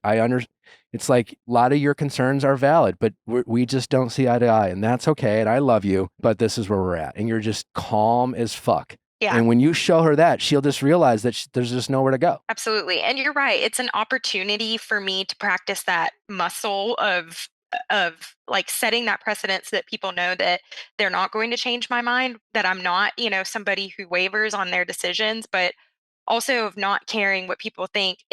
You're absolutely right that it is hard. It's different with family than it is with friends, because with friends, you can cut them out, no problem. Because if you have an issue where you don't get along with them or you have serious, differences, you don't want them in your life. But with family, it's like you love them unconditionally. You love them even when you have foundational differences. So you still want them in your life, but you're butting heads in that way. And so it's just learning that we can still be in each other's lives and respect each other, but you don't have to approve of all of my decisions. Yeah. All right. Well, thank you again for the call. Please keep us posted, and congratulations. Thank you so much. All right. Take care. All right. You too. Bye-bye. Bye. I gotta say, I've always been a quality over quantity type of guy, and unfortunately for a lot of clothing brands out there, they do not have that mindset. Too much fast fashion going on these days. But with Quince, you can get high quality pieces that never go out of style, that can be worn year after year. It's truly incredible. Quince has all the seasonal must-haves like 100% European linen shirts from $30, performance polos, and versatile flow knit activewear The best part, all Quince items are priced 50 to 80% less than similar brands. By partnering directly with top factories, Quince cuts out the cost of the middleman and passes the savings on to you and me and Nick. Quince also only works with factories that are safe, ethical, and responsible manufacturing practices, along with the premium fabrics and finishes. We love that. A bit ago, I ordered the Mongolian cashmere crewneck sweater, and I've been obsessed with it ever since. It is so good. It goes with everything. It's beautiful. It's high quality. It's comfortable. And it's only $59.90. You cannot beat that. You cannot find a cashmere sweater for less than that. Listen, if you don't believe us, just go to quince.com right now. Check out their amazing collection of items that you can select and just look at their prices. It speaks for itself. Upgrade your wardrobe today. Go to quince.com/VIALL for free shipping on your order and 365-day returns. That's QUINCE.com/VIALL to get free shipping and 365-day returns. That's quince.com/VIALL. Spring has sprung, and that means spring cleaning. One of my favorite things to do. I love to throw out clothes. I love to throw out shoes. I love to throw out everything. Whether that means stocking up on cleaning supplies or swapping out your winter clothes for new spring clothes, make sure you're using Ibotta to get real cash back with every purchase. Ibotta is a free app that gives you the most cash back every time you shop on hundreds of items, from groceries to beauty supplies to toys, so you can make sure you're beating inflation no matter what you're purchasing. In this economy, we all need it. The average Ibotta user earns $256 per year. Imagine what you could do with an extra $256. Maybe go on a trip, buy yourself that item you've been shopping, maybe a new pair of shoes, maybe a fancy dinner with a loved one. Other apps give you the points that don't amount to much. With Ibotta, just add your offers in the app, upload your receipts, and get real cash that you can cash out to your bank, PayPal, or gift cards. Join the over 50 million users that earn cash back every time you shop from over 2,700 brands and retailers, including all your favorite grocery stores, Lowe's, Macy's, Sephora's, Best Buy, and more. Right now, Ibotta is offering our listeners $5 just for trying Ibotta by using the code VIALL when you register. Just go to the App Store or Google Play Store and download the free Ibotta app to start earning cash back and use code VIALL. That's Ibotta, IBOTTA, in the Google Play or Apple Store, and use code VIALL. How's it going? It's going good. Good. What's your name? My name is Maggie. I'm 34 years old. I'm a single mom, and it's been about 9 years since I've called someone my boyfriend. Okay. It's been 9 years since you called someone your boyfriend. Have you been like completely off the dating market, or you've been like dating? No. You know, have you been like, have you had multiple situationships? Like, what does your dating life look like? Yeah. Looking back, I can say that a lot of them were definitely situationships. Mm-hmm. I've dated a ton of men. I would say there have been a handful of very respectable men that I was very serious about, and what felt like a mutual feeling as well with them. But I just haven't found someone to establish an exclusive relationship with. It's just been kind of a defeating feeling. I'm a single mom, and over the last, I would say, year and a half, I took a break to kind of focus on my son and myself after he was diagnosed with ADHD. I think it was just time to kind of work on myself and spend that time trying to establish what my son's needs were, and then maybe jump back into the dating pool. So I would say back in the fall of last year, I finally put myself back out there, and it's just been tough. I think dating in general nowadays is just very difficult with or without a child. Yeah, I would agree with that. Yeah. Which honestly, like in your shoes, I think is a great thing for you to realize. I think no matter what our situation is, it's, you know, when things aren't going our way, it's very easy for us to make a bad situation worse by thinking, we have the short end of the stick, It's just like, in your case, obviously, I'm a single mom. It's harder on me because I'm a single mom, or no one's going to want to date me because I'm a single mom, or whatever it is, these kind of like self-limiting beliefs and things like that. And listen, I have no doubt, being a single mom is one of the most difficult things, being a single parent in general, and dating, obviously there's going to be a lot of men out there who, whether they admit it or not, are going to be less interested in dating a single mom. That is true, right? But you can say that about anything in any category, right? Like, especially with men. Men tend to be more, I think, more superficial, but like there's a lot of men who won't date women for a certain look they have, or a certain personality trait, or a political belief.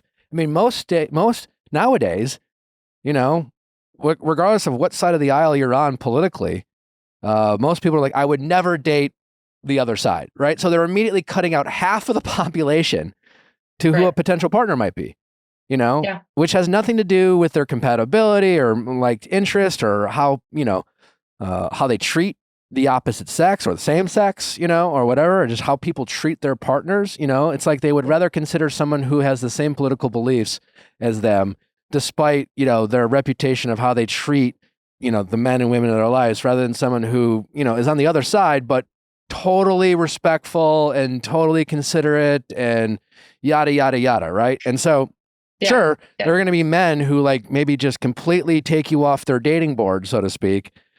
But I guess my point is that, when I was a single guy, I'm sure there were a lot of women who wouldn't date me because I was on The Bachelor. Sure, there's a lot of women who would date me because I was on The Bachelor, but maybe a lot of the women I was interested in would immediately judge me for, what they saw on television or things like that, So we can always make a bad situation worse by looking at the negative and focusing on the negative. So there's a very long-winded way of saying that I'm glad that you recognize that dating is hard for everybody, and to not make your situation worse by doubting yourself, and saying that, making yourself feel less worthy because of, and I'm guessing one of the best things that's ever happened to you is your child coming into this world. Of course. Of course. That all being said, you haven't had a boyfriend in 9 years. Yeah. And without knowing anything about you, I'm going to guess that's a you problem. And then not because I don't think it's because all the men are shitty and all the men you've ever dated, like whatever choices you're making, have led you to be single. And maybe a lot of those choices were good choices and healthy choices, maybe you just said no to a lot of bad men. But my question to you is it's not, and I'm guessing you have a desire to be in a relationship. So what do you think you're doing? I don't want to say wrong, but what choices do you think you've made that have stopped you from finding the thing that you're looking for? Yeah, I mean, I think you said it best. I get a lot of there aren't a lot of people that are willing to admit and say, hey, I'm not ready for the kid. I'm not ready to add that into the mix. It's more of like, oh, you're perfect, or like, oh, you're such a great person. I'm just not ready to commit. And I think I've dealt with a lot of situations where I've heard, even from the get-go, hey, I'm not quite sure what I'm looking for right now. I'm not sure if I'm ready to settle down yet, but and how many of those men have you entertained? I would say 3 of them, and that's been over the course of 9 years. So in the grand scheme of things, not as many of them, but I think there's certainly different reasons for each of them. I think, just as a general advice to anyone listening, man or woman, if someone you are dating or you're meeting on the apps, and if they say anything to the effect of, I'm not sure what I'm looking for, move on immediately. Yeah. Mm-hmm. Because what's that saying? If someone tells you who they are, believe them. Very common thing. Exactly. But they're not lying when they say that. I mean, there might be lies, and they're hedging their bet, and I think everyone. I said this earlier today, that no men are ready. And a lot of men have jumped into relationships, a week after telling another woman they didn't know what they wanted, or they weren't ready. But people don't get into relationships because they think they're ready. But if someone says they're not ready, it is such a red flag in terms of, where they're at in their life. And if nothing else, that is just a signal to you that, you are going to have to be doing a lot of their work, that they need to do for themselves. And it's such a catch-22. Maybe catch-22 is the wrong word, but like our egos see that as a challenge. Our egos see that as an opportunity to change someone's mind. Our egos see that as an opportunity to feel special, because, he wasn't ready, but when he met me, he was, type of thing. Yeah. But it's just so important for us to just let those people move on and just say, well, you can have especially if you're on the apps, you could just say, well, if that ever changes, look me up. But I'm not, I just don't mess with people who are so willing and easy to say that they don't know what they want or they're not ready. It's such a project, and so if nothing else, there's, we live in a time where the biggest challenge of dating is this abundance of options, and this abundance of choice, and this perception of options. And so dating is easier when we start limiting, like taking away all the bad options and stop tricking ourselves into thinking, maybe they could be a good, and so listen, maybe they could be a good option. It's just like, oh, well, he's so good looking, or, this or that. Or like whether you're attracted to their job, you're attracted to the look. And they're like, well, I don't know if I'm ready yet. That is not a reason to ignore what they say. Yeah, definitely. And it probably, to enforce that rule or that boundary, if you want to call it that, well, only in the short term, it might make it feel like it's making your situation harder.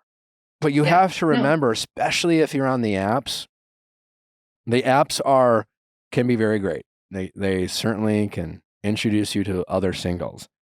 But it is also an ego nightmare and a validation trick, right? Because every single person that you shows up on your screen that you don't match with, or it makes you feel like there aren't good ones out there. It gives you this perception of you'll never find anyone because you just went through like 100 men that you either weren't interested in, weren't attracted to, and the 5 that you were like gave fuckboy signals, Yes. And so you go through a whole day of this, well, that was fuck, man. I'll never find it, And a lot of it is just getting out of your head about these kind of self-limiting beliefs and not let this access you have to all these single men that aren't your person, that aren't right for you, make you feel like it's harder than it is.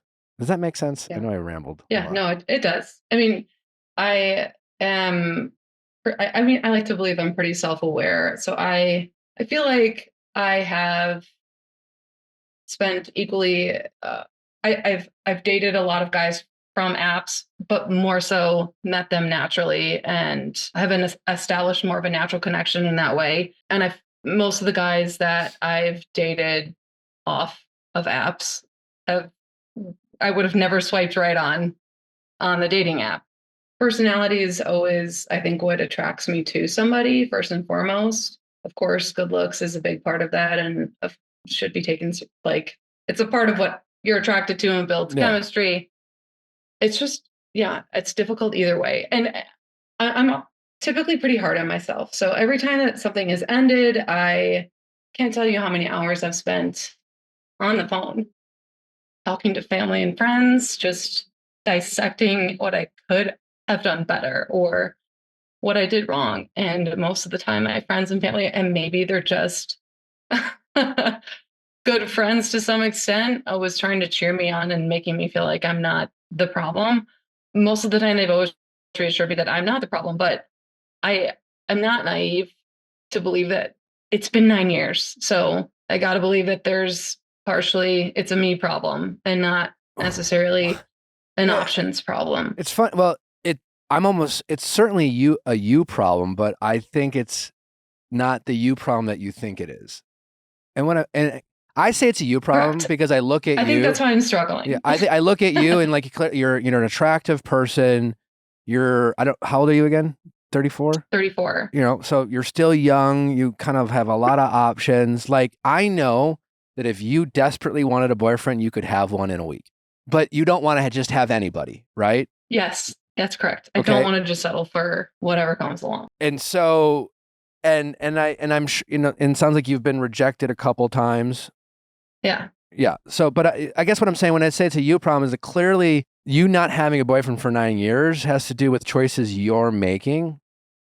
And someone, but I don't think it's a you problem that for the, whoever the men are that you have rejected you, that you necessarily did something wrong in that relationship that you could have done differently, where you still would have felt like you were that you were still being who you are, being still being true to yourself, still being the person you want to be, the mom you want to be. You know what I'm saying? Like, yeah. So I don't know. Without knowing anything about these relationships, that you getting rejected doesn't mean you did anything wrong. It just means someone wasn't the right person. Yeah, they just didn't. They chose not to want to invest in a life with you anymore, which can be very difficult and sad and hurtful. But that doesn't mean you're doing something wrong. You not having a boyfriend over 9 years and just knowing that, like, clearly if you really wanted one, you could have one. Because I'm sure there's there's literally probably hundreds of thousands of men who would, I'd be like, oh, what's your perfect, and if it was like, hey, here's this person, what do you think? They'd be, oh my God, I would do anything to be with her, type of thing. You know what I'm saying? Like, most of which of those men you wouldn't want to be with, Sure. So is that making sense? It's making sense. I don't know if I am like fully in agreement with some of it, but it is making sense. What specific part? Yeah, I think I agree that, well, I'm still trying to identify, like, yes, I agree that I don't think that I necessarily have done something wrong in those moments, in those situationships, if that's what we want to call them. But then, like, what could I have been doing better? Like, well, what do you mean by better? Because, you say situationship, I think it's foolish.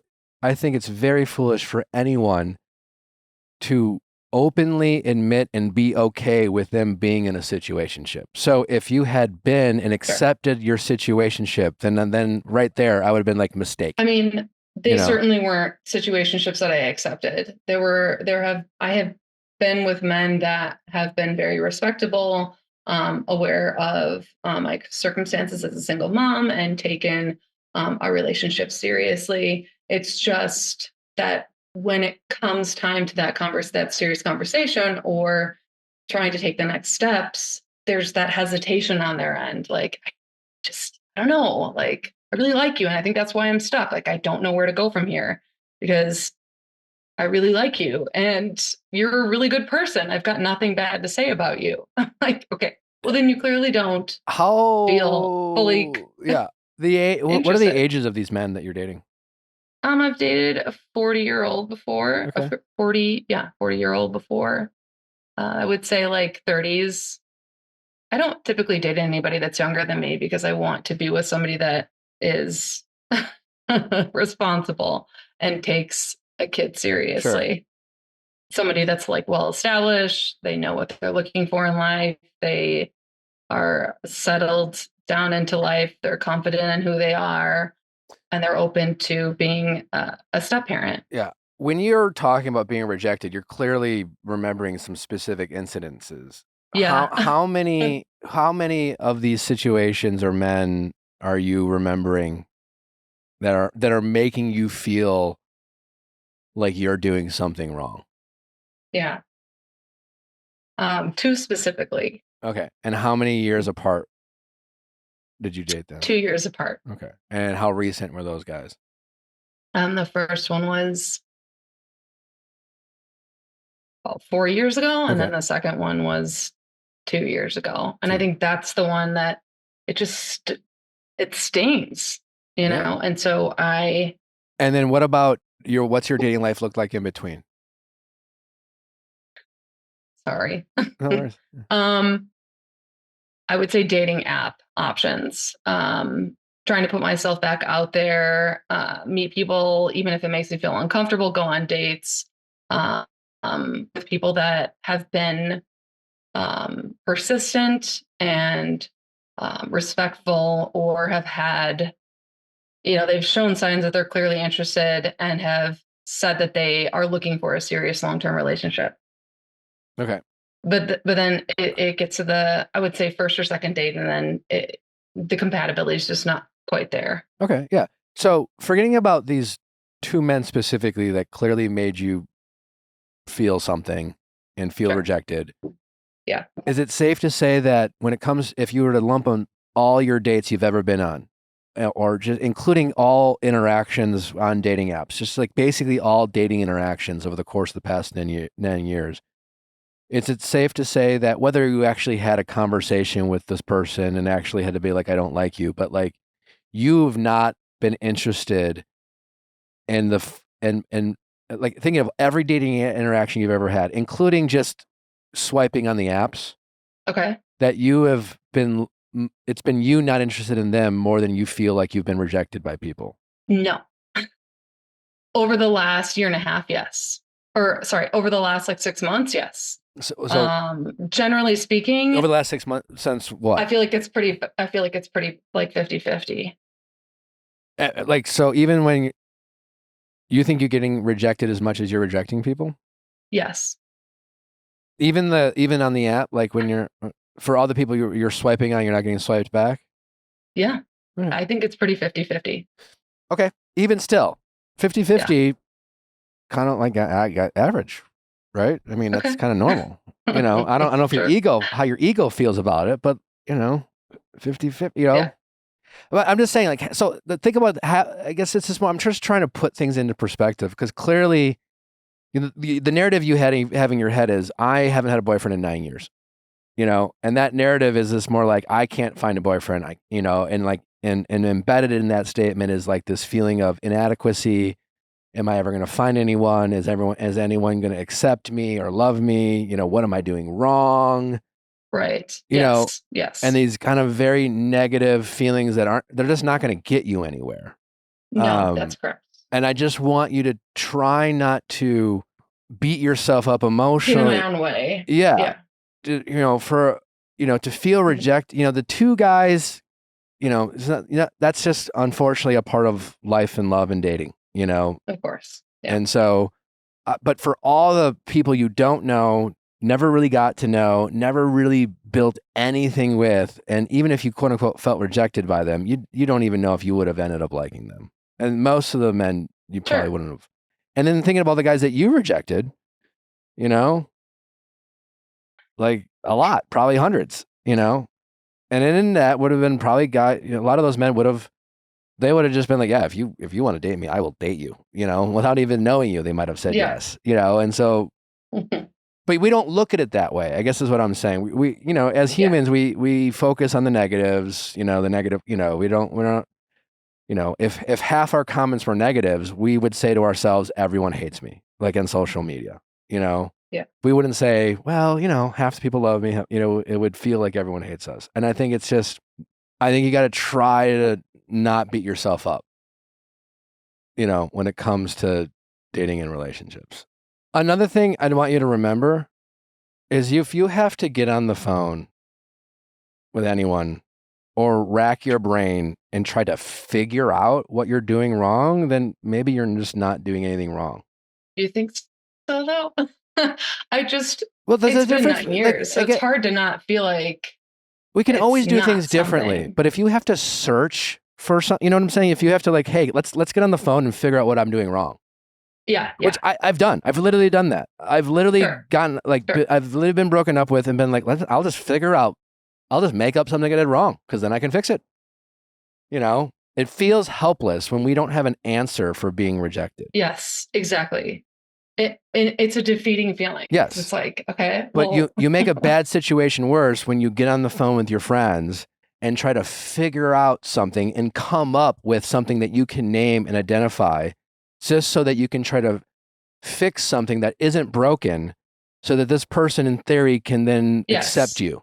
Yeah. And I will say, like, I feel like those moments where I've tried to dissect and maybe fix what's not broken, and it's changed me. And I'm like, okay, why did I do that? Yeah. That next person could have liked those qualities just as much, but it's so hard to not take that personal when you've been, I guess, rejected quite a few times. So Sure. it's just hard to like, where do I go from here kind of thing? Like where maybe, I feel I mean, like if nothing else, if it's just about like, maybe just go on dates with men you clearly aren't interested in and done that too.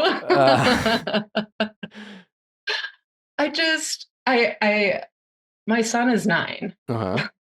He's with me pretty full time. Sorry. That's okay.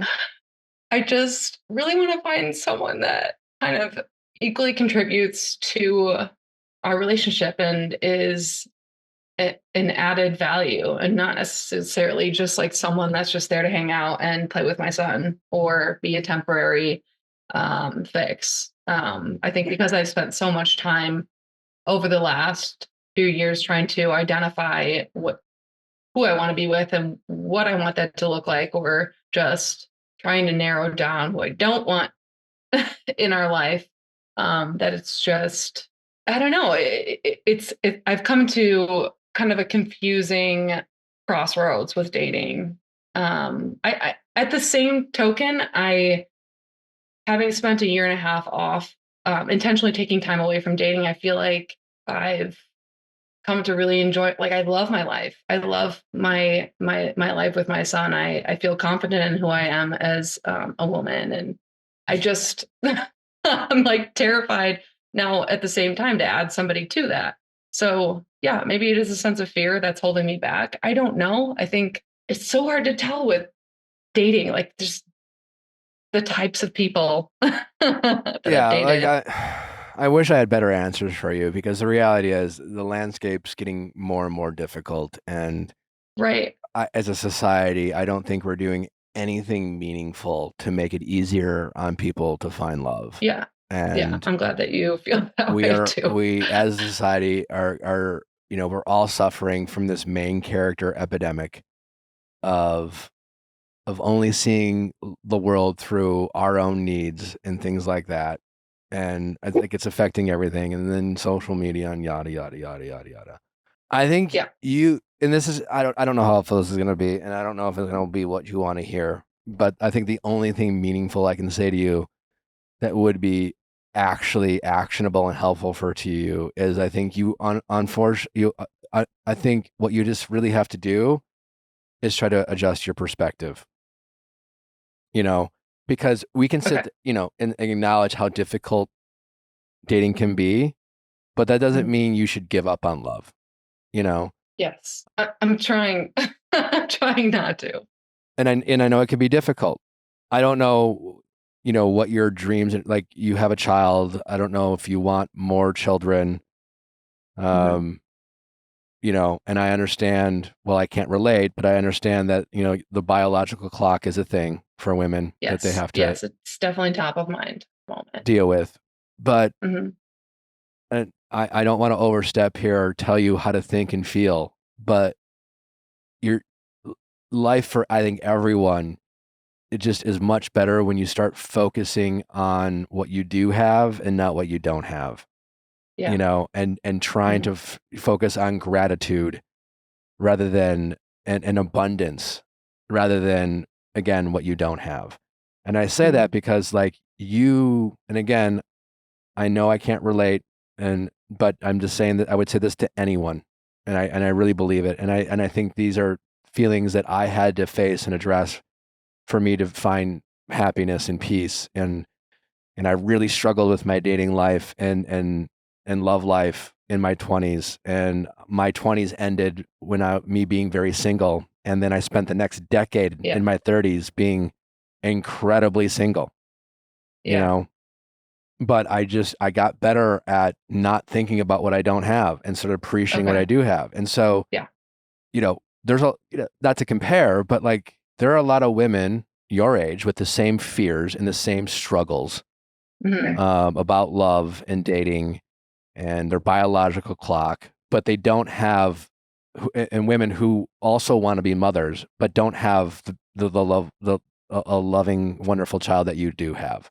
And while even though your 9-year-old can complicate your dating life, no matter what happens from here in the rest of your life, you have that child, you have that beautiful gift, you know? And so allow that to take the pressure off of, you know, listen, I do, again, if you do want another child someday with the right person, you know, and I'm confident there's a good chance you'll have that opportunity, you know, but no matter what, just telling yourself, well, what I do have that child, and a lot of people aren't in the position that I have, and I'm just going to be grateful for that and focus on that. And I strongly believe when you change your perspective and energy on these situations, and you start going about almost obsessively thinking about what you do have in your life, and really practice gratitude, you know, especially in those moments where you feel down, and instead of, you know, calling up your friends and family and trying to figure out what you're doing wrong and come up with something so that you can name it. I think that energy is far best served focusing on the gratitude and the things that you have in your life. And I really do think that's the one thing you can control. And I don't know what's going to happen for you in your dating life in the next several years. And I don't know how, you know, I don't know about growing your family or what that looks like. But I'm confident in saying that when the right person enters into your life, whether that's next week or when you're 44, you'll be so happy that you found them when you found them, you know? And I know that's not the same, because obviously it wasn't until I was 40 till I found Natalie, and if you would have told me at 34 or 28 that I had to wait till I was 40, and I know it's not the same coming as from a man's point of view in saying that to women, because that's different. I understand that. But nevertheless, thank God for science. Thank God for the ability to grow, you know, a family. There are options out there. There's you know what I'm saying? It's just like obsessively focusing on what you don't have. It just makes a bad situation worse. And you and I can sit here and I can sit like, well, let's talk about your past relationship and go through the conversations, and we can try to dissect. And I could be like, well, you know what? You could have said that differently. I'm sure we could do that exercise. Is that really going to accomplish anything? You know, probably not, you know? And so I really just think in your situation, the worst thing you can do, and like, you know, try not to be so black and white with your decisions. Like, taking a year and a half off of dating's a long time. And then the flip side, when you get back into dating, I don't think you should be going on, you know, 6 dates in 3 weeks. You know, it could be like, you can take a break from dating, but if the right person comes along, say yes to the date, you know?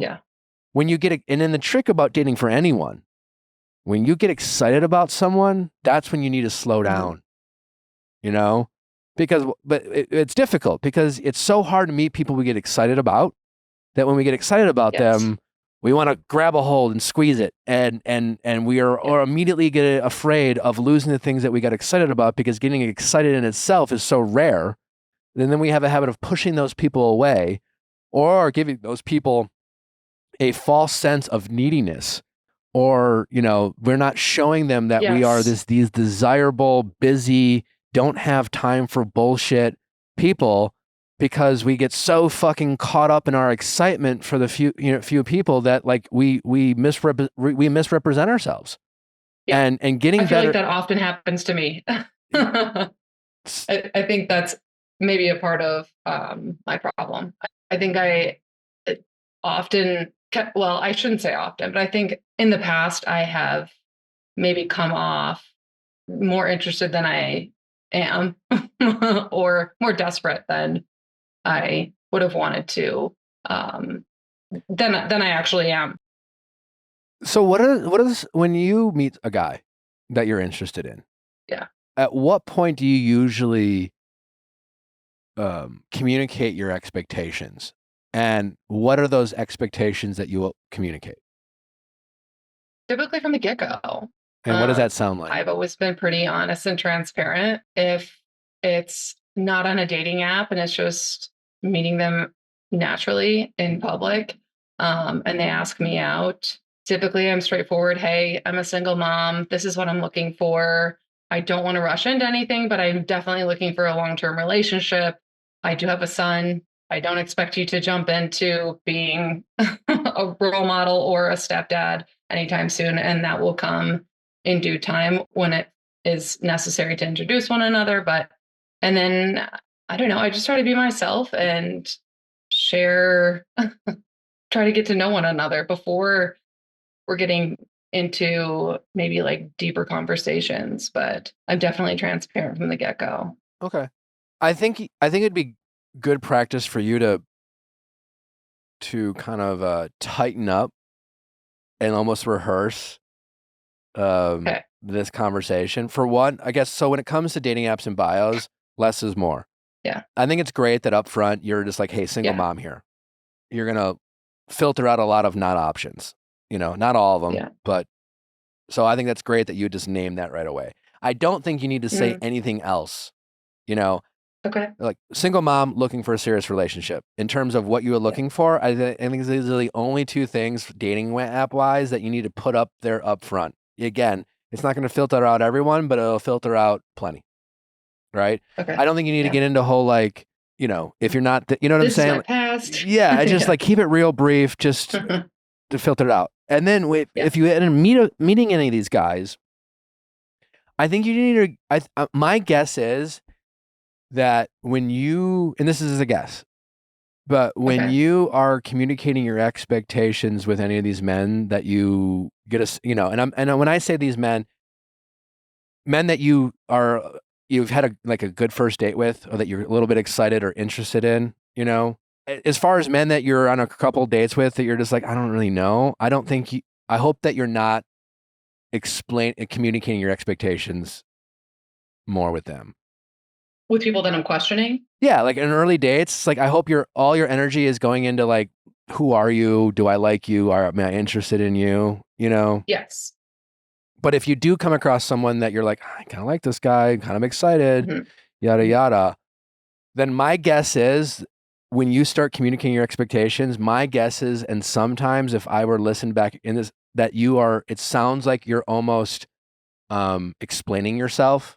Okay. Rather than, you know what I'm saying? Like explaining why you want something or why you need this or by saying like, well, I don't know, and I'd love it for you to just be real brief and just more like, I guess, specifically around guys that you get excited about. And that is just like saying the thing where it's just like, it's okay to admit that like, I've had a really good time with you, And so it's somewhere, it's that balance of like, listen, so I've always had a good time with you. I'm really excited. I'm really interested in getting to know you more. But like, I don't have a ton of time and things like that. And I think when you are, I'm not making sense here. Sorry. No, it's okay. I'm trying to like articulate a thought. But I want you to not feel like I think my guess when we like people, I think what I'm trying to say is without even realize it, we give it off an energy of needing their validation and wanting their approval and hoping that they like us. Okay. And I want you to try to recognize that. And the easiest way to recognize that is to admit it to yourself. Hey, I'm excited about this person, but I also know very little about them. Yeah. And it is okay to be excited about someone and still admit to myself that I know almost nothing about them. And it's more likely that the more I learn, the less I will like. And so there's no reason for me to hype myself up. And then always give the perception of when you're talking to these men, which is like, listen, I'm interested. I like you, but like, I don't really know you, and I'm a busy person. I'm a single mom. And like, I just don't have a lot of time for, and without sounding jaded, you're just more like, allow men, let men, you got to get better at letting the men you're excited about chase you. I think that's what I'm trying to say. And I think we as humans are terrible at that. Yeah, I think I really suck at that. Yeah. And I don't think I've been good at letting it just happen. Yes. And so if there's anything for you to change other than your general POV on dating and your own self-worth, it is as identifying the men that you get excited about and then slowing down and and having your friends hype you up and hype yourself up and reminding yourself that like no matter how this plays out, like this doesn't speak to my self-worth. And I do not need this person to validate me because, again, I know very little about them. And I need, for the sake of myself and my son, I need to learn about them. And that takes time. Yeah. And I think you need to be open to learning about these men and be open to finding out something you don't like, because that's definitely possible, rather than focusing on making sure that they don't, the more they learn about you, that they might reject you. Yeah. I think you're right. And if you can slow down, I think it'll just make you seem like more of a catch. We all want what we don't have. Like I was literally talking to someone earlier today, and we were just like, everyone pursues someone that they perceive is someone they are surprised they can get, including you. Yeah. We never like go out with someone who's like, I don't know, I think I could do better. We rarely give those people a chance. Yeah, that's true. So we just have to recognize that when we get excited about someone, that we are excited about an idea of someone, not actually who they are. So are you suggesting, though, the people that I am not as excited about, not necessarily pursuing? Like, I think I've also struggled with, do I continue to pursue them and get to know them a little bit better and continue to take that slow? Maybe that changes. Maybe I do end up feeling the chemistry or I think that comes down to, I think before you do that, listen, I'm always for giving, you said it earlier that there's a lot of guys I've gone out with and met in person that I wouldn't have gone out on dating apps and been pleasantly surprised. So I think the proof's in the pudding there. Mm-hmm. But I think dating in general can be very exhausting and draining. And so we only have so much energy and bandwidth. So I think we have to be careful about who we go on dates with. That being said, I think dating it requires practice, just like working out. And I think sometimes we should go on dates with people that, quote unquote, don't excite us because we might be pleasantly surprised. But I think before you do that, you have to adjust your perspective on dating in general. And you have to be, right now, I can hear it in your voice, you're getting emotional by just, you just want someone, and which is a totally understandable feeling. But I think you have to be okay with the idea that might not happen for you for another couple years, and be okay with that. And you can still be sad. You can still say, I want this for myself, and still be okay with it not happening when you want it. Because because when you get to that point of accepting just where you're at, and that life is going to happen the way it's going to happen, then because right now you're so invested in the outcome of dating, and every date you go on is like, how's this going to go, and how is this going to make me feel about myself and my self-worth and my ability to find love, and you just can't live and die by every date you have. It's exhausting. And so I want you to try to get better at changing your perspective of, again, that's where the gratitude comes in, of focusing on what you do have in your life and what you have to be grateful for, and obsessively reminding yourself of that, because right now you're obsessively reminding yourself of what you don't have, and you're getting on the phone with your friends and kind of feeling sorry for yourself and ruminating these negative thoughts. And I want you to get better at ruminating the positive things in your life, of which it sounds like you have a few things to be grateful for.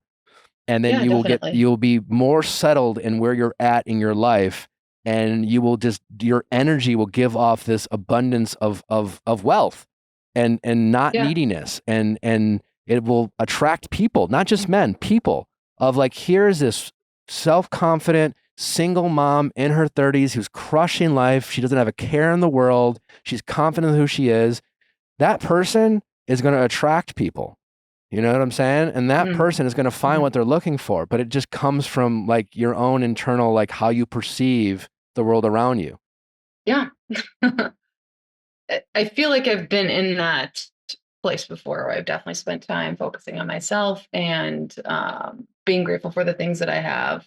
And I think I tend to lose that when I meet someone that I'm excited about, and then kind of revert back to old habits of maybe not taking myself as seriously, or not like being super consistent with going to the gym, or just doing the small things and sticking to a routine that I know that works for me and that continues to build my own self-confidence. Well, that's the thing. So yeah, it's good for you to recognize. So like, it's like this thing, when you meet these guys you get excited about, you stop doing all the things that have been like making you happy and successful, you know, and you're putting way too much energy and effort in these men you don't know, you know, and you're investing way too much in the outcome of your dating life. And I say this all from like personal experience of doing the exact same thing that I'm saying that you've done, you know, and focusing too much on finding someone and putting way too much value on what that meant about my own self-worth and identity.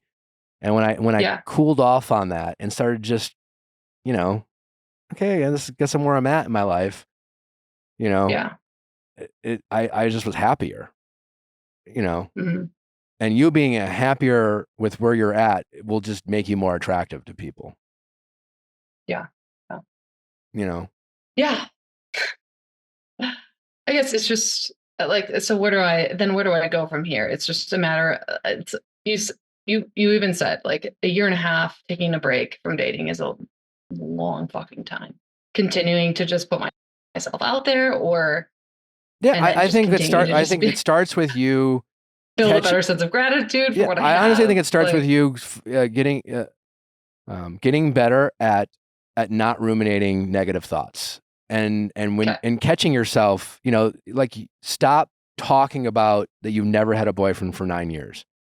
Yeah. You know, I mean, I haven't admitted that out loud really to anyone other than my mom. How many times have you admitted that to yourself though? But you talk to yourself more than you talk to anyone else. Yeah. And I think we often don't recognize that. Many times. So that's where it starts, you know? Yeah. So when you got to catch yourself, you know, and that rabbit hole of thoughts and making you feel less than, you got to catch yourself and say, what am I doing? Like, you know, I haven't been single for 9 years just because I can't find anyone. I've made choices. I've rejected a lot of people. There's a lot of people I don't want. And even the men that rejected me, if I really think about it, there's a lot of things I put up with that I shouldn't have just to seek their approval. Either way, this is where I'm at. But what I do have in my life, I have this, I have that, blah, blah, blah. I'm very grateful for this. I have this that I know a lot of people would really want. And like that list is long. And I think you just have to get good at catching yourself and then replacing those thoughts with thoughts of gratitude. Yeah. And I honestly think if you can practice that, your life will drastically change. Okay. You know, and then when you feel like that you're getting better at that, just open up the doors of dating and then check in with yourself. You get done with a date, ask yourself how it felt. Ask yourself, you know, am I changing my behavior for this guy? That's a red flag, you know, for yourself. Yeah. I'm excited about this guy. All right. Well, that just means I'm excited. Honestly, that just means my ego is triggered. That just means that I know that me being excited knows that I am susceptible to seeking the validation of a stranger. That's what excitement in dating honestly means. You know, go on a first couple dates, you get excited. You're, you know, and you say that I'm susceptible to like needing this stranger's validation, but I'm not going to run away from it. I'm just going to acknowledge it that I'm excited, but I need to slow down. You know. And you can communicate that. Like, listen, I really enjoy getting to know you, but like, I'm a slow burn, man. You know, I'm a very busy person. I'm a mom. I'm excited to get to know you, but like, we'll just see how things go and just kind of give the perception that you don't need them in your life, you know, because I think we have this habit of like, so when am I going to see you again? What's next? Where are you really serious? You start checking in, you start, you know, making sure that you're not wasting your time. I don't want to waste my time with you. And you give off all these vibes of, you know, neediness and, you know, but rather change it to, you know, I'm going to slow down. I don't know you and we'll see where this goes. And then let them proceed. And then remind yourself that you do not know these men. And the only thing you're excited about are a handful of superficial things. That's so true. That have nothing to do with your compatibility. Yeah. And it's like something you just have to practice. And I remind you that you will always have to work on this. You will never master it. Okay. Thank you for saying that. That's so true. I think I've gotten much better at it since I've gotten back into dating over the last few months, but maybe I'm going too slow too, because there's definitely been 2 dates that have gone on, 2 guys that I was seeing that felt like I wasn't available enough. I'm a mom, and I've explained in both scenarios that I don't always have the ability to hang out during the weeknights. I have sports and other things I have going on. So I guess maybe to your point too is just finding that balance and that sweet spot between the 2 of them. But I mean, listen, the right hard. guy's going to be. Mom, Yeah, your it is time hard. is of the essence, right? But I also, yes and no, and I get it. I understand, but I do think you have more time than you realize, and I understand the biological clock, and I'm not trying to discount that. But like, I think you stressing yourself out and you constantly acting internally like you have to find it tomorrow isn't helping you out. It's just not. No, it's not. Yeah. You know, and I don't know when you're going to meet this person. Yeah. And I don't know when you're going to meet this person. I know when you're going to find love, and I know when but at the same time too, recognize that, like, I don't know your financial situation, but like, I mean, Lala Kent on Vanderpump has proven that if you really want to know, you know, like, there are ways to grow your family. You have options. Yes. You know what I'm saying? And like, it might, life's not that fit. Is, I would say probably like my biological clock is definitely, you know, on the forefront, and I think about it, but it's not, I don't feel as much pressure because I have a son. I already have a child. So that I know that if I weren't able to have more kids, I'm okay with that. I don't feel like I need to have another kid. I would love to have one, but it's not. And I can say with personal experience that if you don't find this person until you're, let's say, for another 6 years, you won't care. Yeah. I mean it. You'll just be happy that when you found them. Yeah. I promise you. I can't speak about the biological clock stuff, you know, but I can, you know, that aside, the more you can just be willing to wait for the right person, the better chance you have at allowing that person into your life. And the better chance that you will have that when that person shows up in your life, that you'll be ready to receive them and you'll have the right mindset. If you can just accept that it will happen when it happens. And between now and then, all you can do is be grateful for what you do have and focus on, you know, helping people. You know, it's just like every time I get down on myself, the way that gets me out of it is just how can I focus on helping others? And that's a great way of getting you out of your own bullshit and your own self-pity, is to focus on how you can help people around you. You know, just you have less time to worry about your problems when you're busy. And I know as a single mom, you're obviously already very busy, but like you are clearly spending a lot of your energy. I'm still thinking about ruminating. It and I think if we could somehow quantify the energy that we use to ruminate about problems we have no control over, we'd be blown away about the energy we are wasting on things that would make us more productive and happier. Yeah. And we just discount them because it's just like we don't really pay attention to us being in our thoughts. That's true. I think my other the other sense of pressure that I'm feeling is I have most of my friends are in relationships, almost all of them, except for so we go to weddings. Everybody's in a relationship. Everybody has a date. People are getting married. Like all my friends are getting married, having kids. And although I have another kid, it's still that like pressure to have what they have, or just. I get it, but I'm around other couples. I get it, but comparison is the thief of joy, you know, and that's all I can say. And you're just going to have to get good at not comparing. And when you get invited into a wedding, you have to go and have the right mindset and be grateful that you get to celebrate your friend's love, and you got to be grateful. That's where that gratitude, grateful you're invited. And you're going to focus on, you're not going to go and wondering what guys are going to be there. And if you're going to meet someone, you're just going to go and celebrate. That's what a wedding's for. It's to celebrate this love of this couple. It's not about you, you know, it's not about your friends. Half your friends who are in a relationship now will be divorced in 5 years, statistically. And this is facts.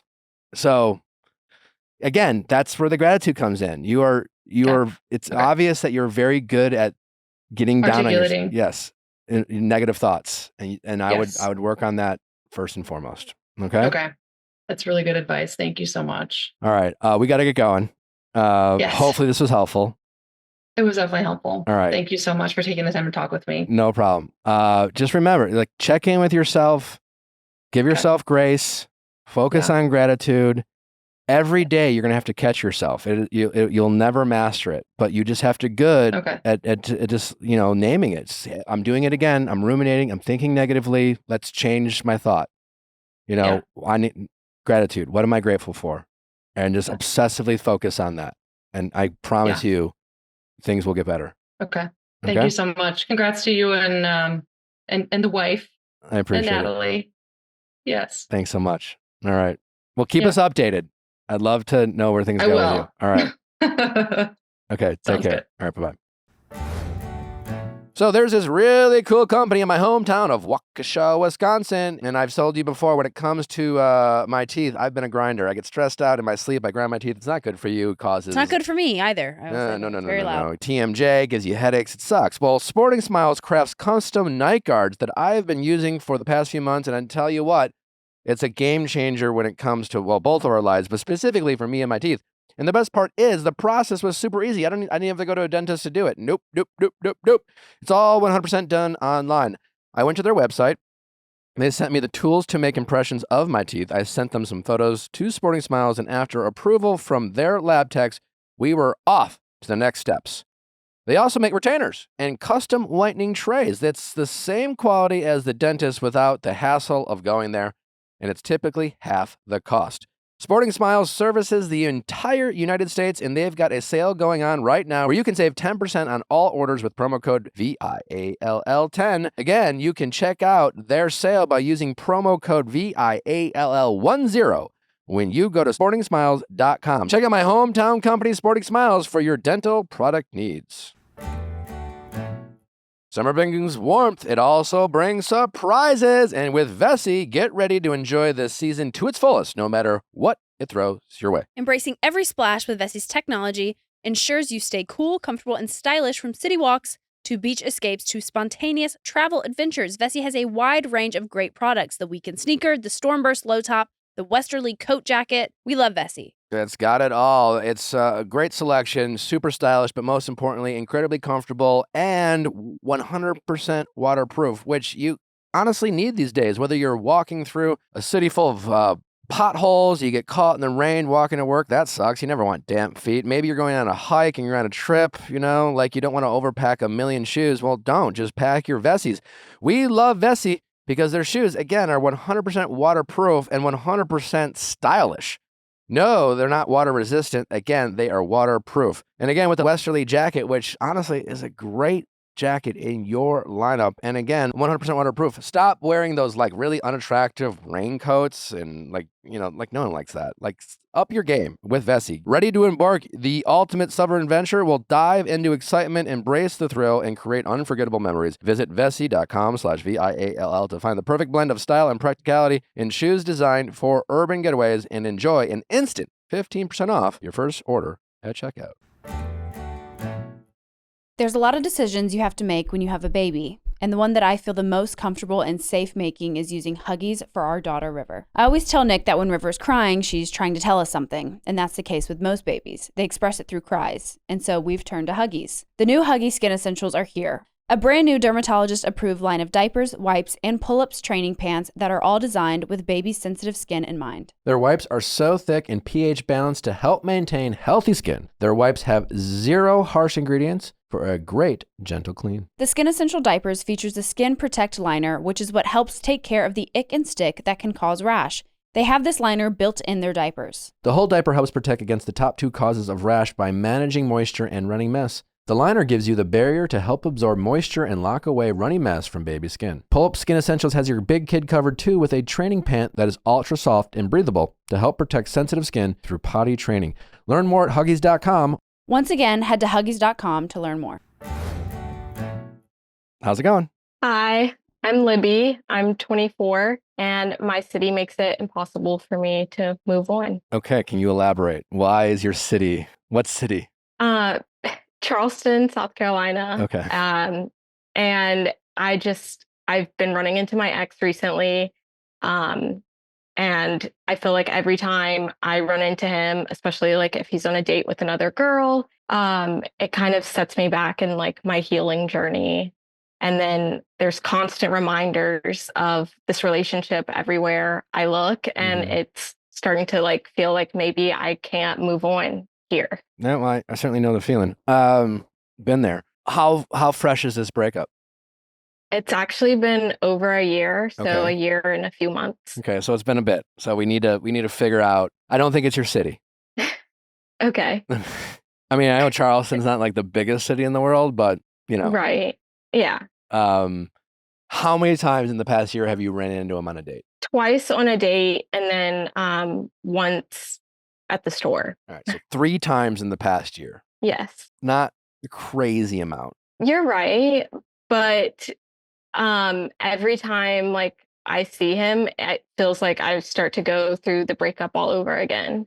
Totally valid. But I think it just comes down to figuring out what you're doing or what you're allowing yourself to think and feel when you do run into him, or you find an old photo, or you run into, you pull up at, you're not paying attention, you're listening to your favorite, Taylor Swift song or whatever, and you pull up to you look up and then you see, you realize that you're at this place and across the street is a place that you had a memory with, you know what I'm saying? Like that. Right. Or our song comes on the radio and you're like, this was our song, or a moment, that you reminisced about the song, and you know what I'm saying? And so in truth, it's all of those things, that you're doing that's stopping you from moving on. Why'd you guys break up in the first place?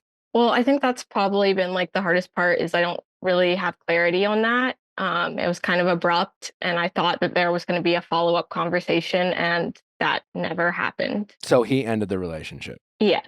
And it felt kind of, I don't know, how long did you guys date for? Like 2.5 years. Okay.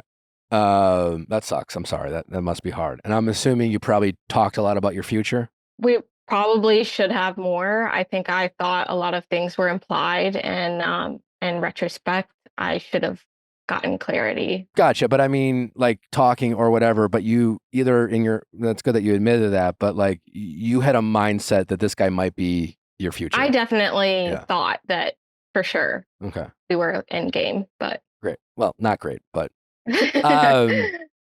Well, step 1, you need to get it out of your head that you need something from him to move on. As hard as it is to admit to yourself and your ego, you have to just accept the fact that he chose to no longer make you a priority in his life.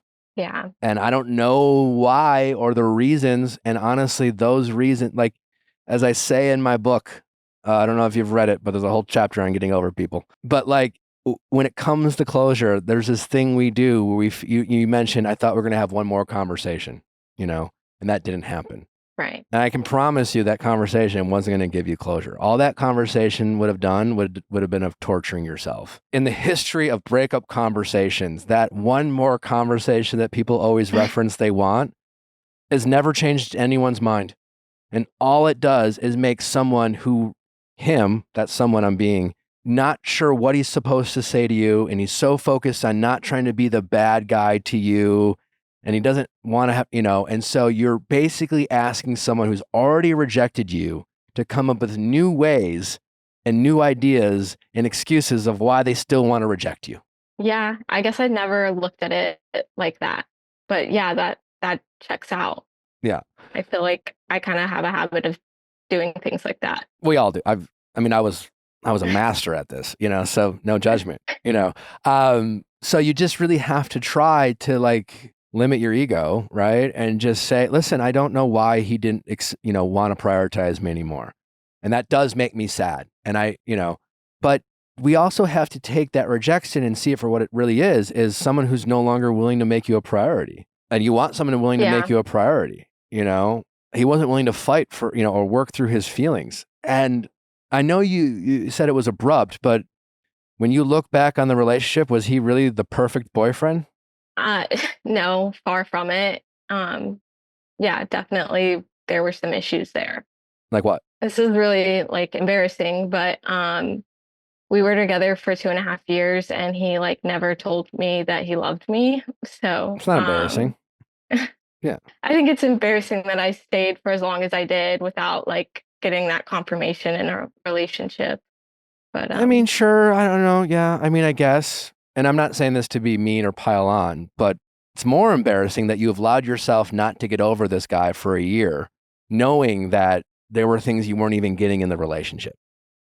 yeah. And I don't think Yeah. you need to be embarrassed at all, but I do think we just need to start being more honest with ourselves about this relationship and stop not allowing ourselves to let go and blaming it on this, listen, if you decide to spread your wings and move to a new city, I'm all for that. I did that. It was one of the greatest decisions I ever made. You can always go back home, as I say, but I don't want you to do it for fucking him, Right. I don't want you to do it because you're running away from someone. I want you to do it because you're pursuing something, that you're going after something.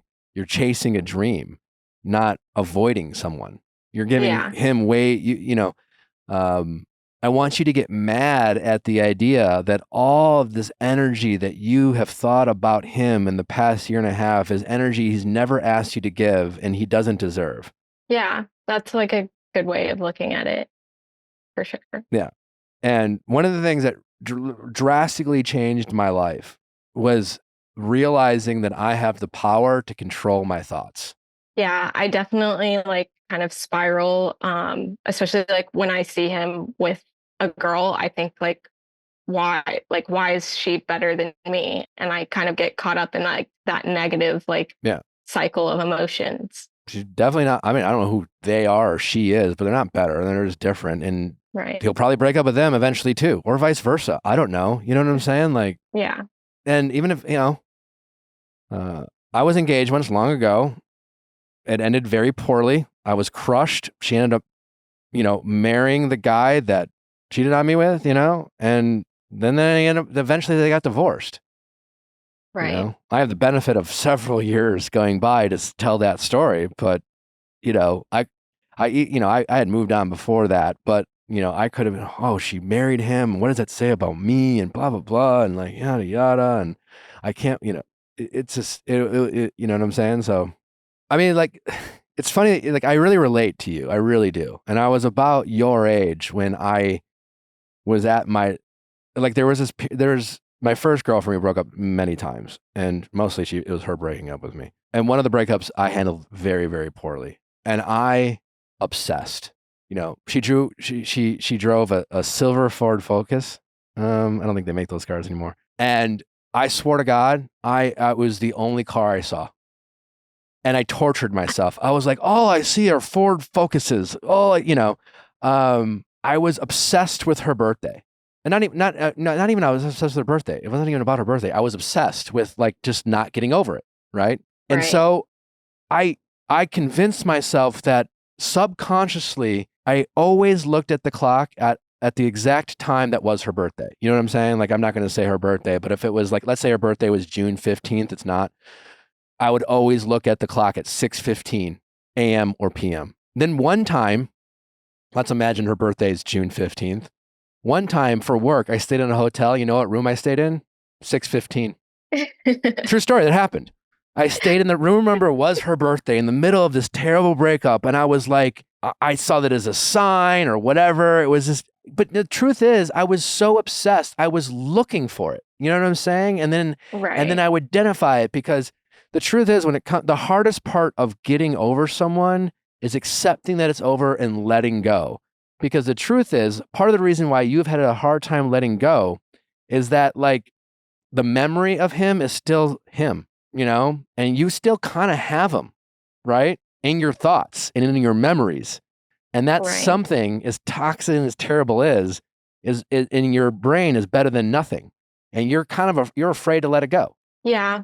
I definitely think that's the case. Very quickly after the relationship, I wiped my phone of all the photos. I hid every lasting memory like in my house. But then I think, like my own brain is kind of working against me. And I'm kind of unable to like let go of some of those memories. Yeah, you're nodding your head when I was talking about Ford Focuses. I mean, what are the things that's going on in your world? Well, it's a Chevy Traverse for me, and I see them everywhere, and it's actually kind of been really distracting driving. So that's like another thing that I've kind of like I think I stay in a little bit more just to like avoid the anxiety of seeing his car everywhere. You're looking for his car is the truth. You really are. I promise you. Yeah. At this point, it's become a subconscious thing that you're doing where you're looking for it. Yeah. It's not, also Chevys are very common cars. So there's that. So are Ford Focuses. You know what I'm saying? Like it's not fucking fate or whatever, the universe trying to fuck with you. Right. You can control your thoughts and what you are right now, not giving yourself that gift of recognizing that you're able to do that. And you are allowing yourself to feel stuck and you are literally staying at home so you don't see random fucking people driving a car. Yeah. Yeah. And I'm not saying that with judgment. I literally have been you. Yeah.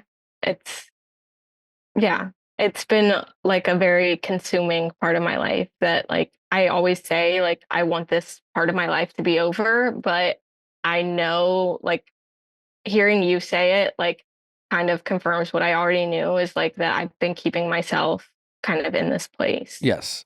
Yeah. It's not your city. It's not him. It's really just, it's you. And you haven't let go. Yeah. You have still subconsciously told yourself you're owed this conversation. When I asked you why it ended, you're like, well, to be honest, I don't really know. That's not true.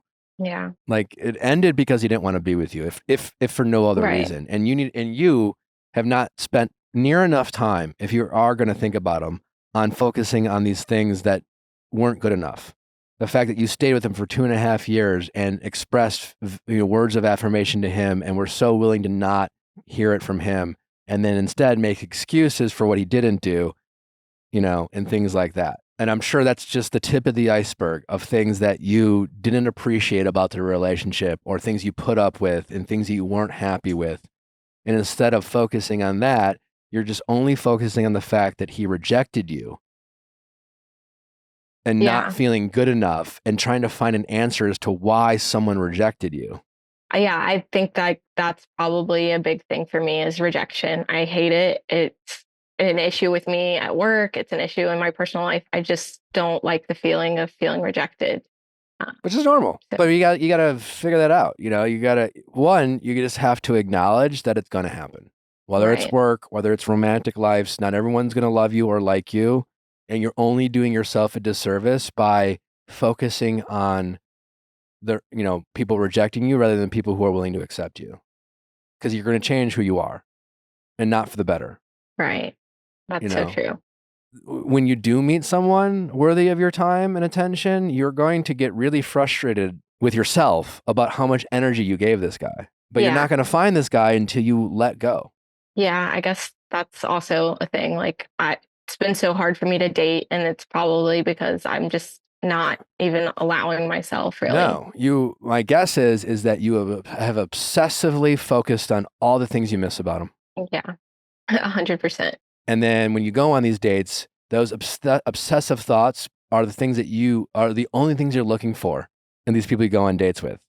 Therefore, setting yourself up for failure because no guy is able to live up to a made up memory in your head of someone who literally doesn't exist.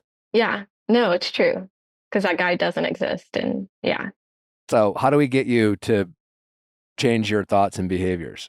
I guess it's kind of redirecting my thoughts when like I start going down that tunnel because I mean, I don't know like what else I can do. Yeah. I mean, like stop, when you have a thought of staying in because you're afraid of running it, you got to suck it up and say, I'm not going to let this person control me. They're not even in my life. And I'm not, stop looking for it. If you see the Chevy, don't make it a thing in your mind. Don't do the whole, oh my God, there's another one. You don't need to do that. Yeah. Just let it go. Just let it go. And the less of it, the less you make it a big deal, the less of a big deal it'll be. But right now you've just made it such a big deal, and now it's compounding and adding on. Oh, there's another Chevy. I'm doomed. Like, Yeah. That's so true. Now, like, honestly, whenever I see a Ford Focus, I just like laugh at myself of how obsessed I was. That's so funny. Yeah, like, I mean, it's true. I mean, unfortunately for you, like, you probably will always be reminded of this period of your life, but hopefully, like I'm able to look back very differently. It was it's something I've learned a lot about and about myself. And yeah, I think hearing kind of like your similar experiences and gives me like a little bit more hope, because for the past like few months, I've really been like really looking like at what I can do, and just knowing like that it is possible to kind of come out the other side is giving me hope. Yeah. So it's really just, I mean, other than blocking them, muting them and things like that, I'm sure you've probably already done that. It's controlling your thoughts. It's not allowing yourself to go down those mental rabbit holes. And I used to think I didn't have the ability. I can't help how I feel. I can't help what I think about. I can't help what crosses my brain. What am I going to do? And that's just not true. Right. You can have a thought. You can acknowledge that thought entering your head. You can say to yourself, stop. What else? What could I think about that makes me happier? Gratitude is the number one thing what do you have? What are you thankful for? When I was in this position, having a hard time getting over someone, I started volunteering. I tried to like focus on how I could help people. It's not like a magic trick where immediately one day you volunteer and it's like, I'm over it, but it's just the practice of focus this energy or that right now you're wasting on this person who doesn't exist. And it's like, well, if you're not going to help yourself out, help out others, how can you, just small acts of kindness, just little things that bring you joy, silly thing, not silly, but like, you're at Starbucks and just like, I'm going to pay for the person behind me. It's just a thought, having that thought to do that, having the thought to do the, it's almost nervous, like it's almost awkward. That is energy. And that's energy you could have been thinking about him or reminding you that one time you were at Starbucks or whatever, it's just like, you got to catch yourself in these moments and saying enough is enough. Like he just doesn't want to be with me and that's okay. And honestly, why am I so obsessed over a guy who didn't want to validate my feelings? It's so beneath me. Right. Yeah. I've been told that can be kind of pessimistic. So it's definitely something that I need to kind of actively work on. And I like helping others. So when you say that and kind of pouring my energy and transferring it into something positive, I think I can do that. Well, good. Because I think that's the easiest way to start is to because, controlling your thoughts, again, I say you have the power to control your thoughts. It doesn't mean tomorrow you're never going to think about them. It means you're going to think about them and then you're going to catch yourself and then you're going to, again, transfer that energy into something else, something more positive. And develop those habits of the things that you start thinking about when you realize that what you're thinking about isn't productive. Yeah, definitely. All right. And if you haven't read Don't Text Your Ex Happy Birthday, it was written for you. Yeah, buying it tomorrow. Okay. Chapter 10. But the whole book, it's honestly, read the first chapter, skip to chapter 10 and go back to chapter 2. Seriously. Okay. But yeah, it's you're not alone, but stop being a victim of this relationship, and stop blaming things it's ridiculous. And it's a catchy headline, but like, it's not your city. You don't need to move to get over this guy. Running into him doesn't affect you if you don't allow it to. And honestly, 3 times over a year is not a big deal. I want to see him finding you on a date, like you're clearly a very eligible woman, I'm sure you have a lot of options if you want to pursue those options and you need to focus your energy on that. Okay. And you have to learn how to control your ego. Yeah, I can do that. Okay. Definitely. It's all about the ego for sure. Yeah. And it's just, You have the power to control your thoughts. Yeah. It's the biggest takeaway I want you to have. Because right I now, really appreciate you've it. been acting like you don't. Yeah, no, that's so true. All right. Well, keep us posted on this journey. I'm invested in you getting over this. All right. Thank you so much. All right. Take care. You too. All right. Bye-bye. Thanks for listening. Send in those questions at asknick@theviallfiles.com. See you then. See you tomorrow. Bye.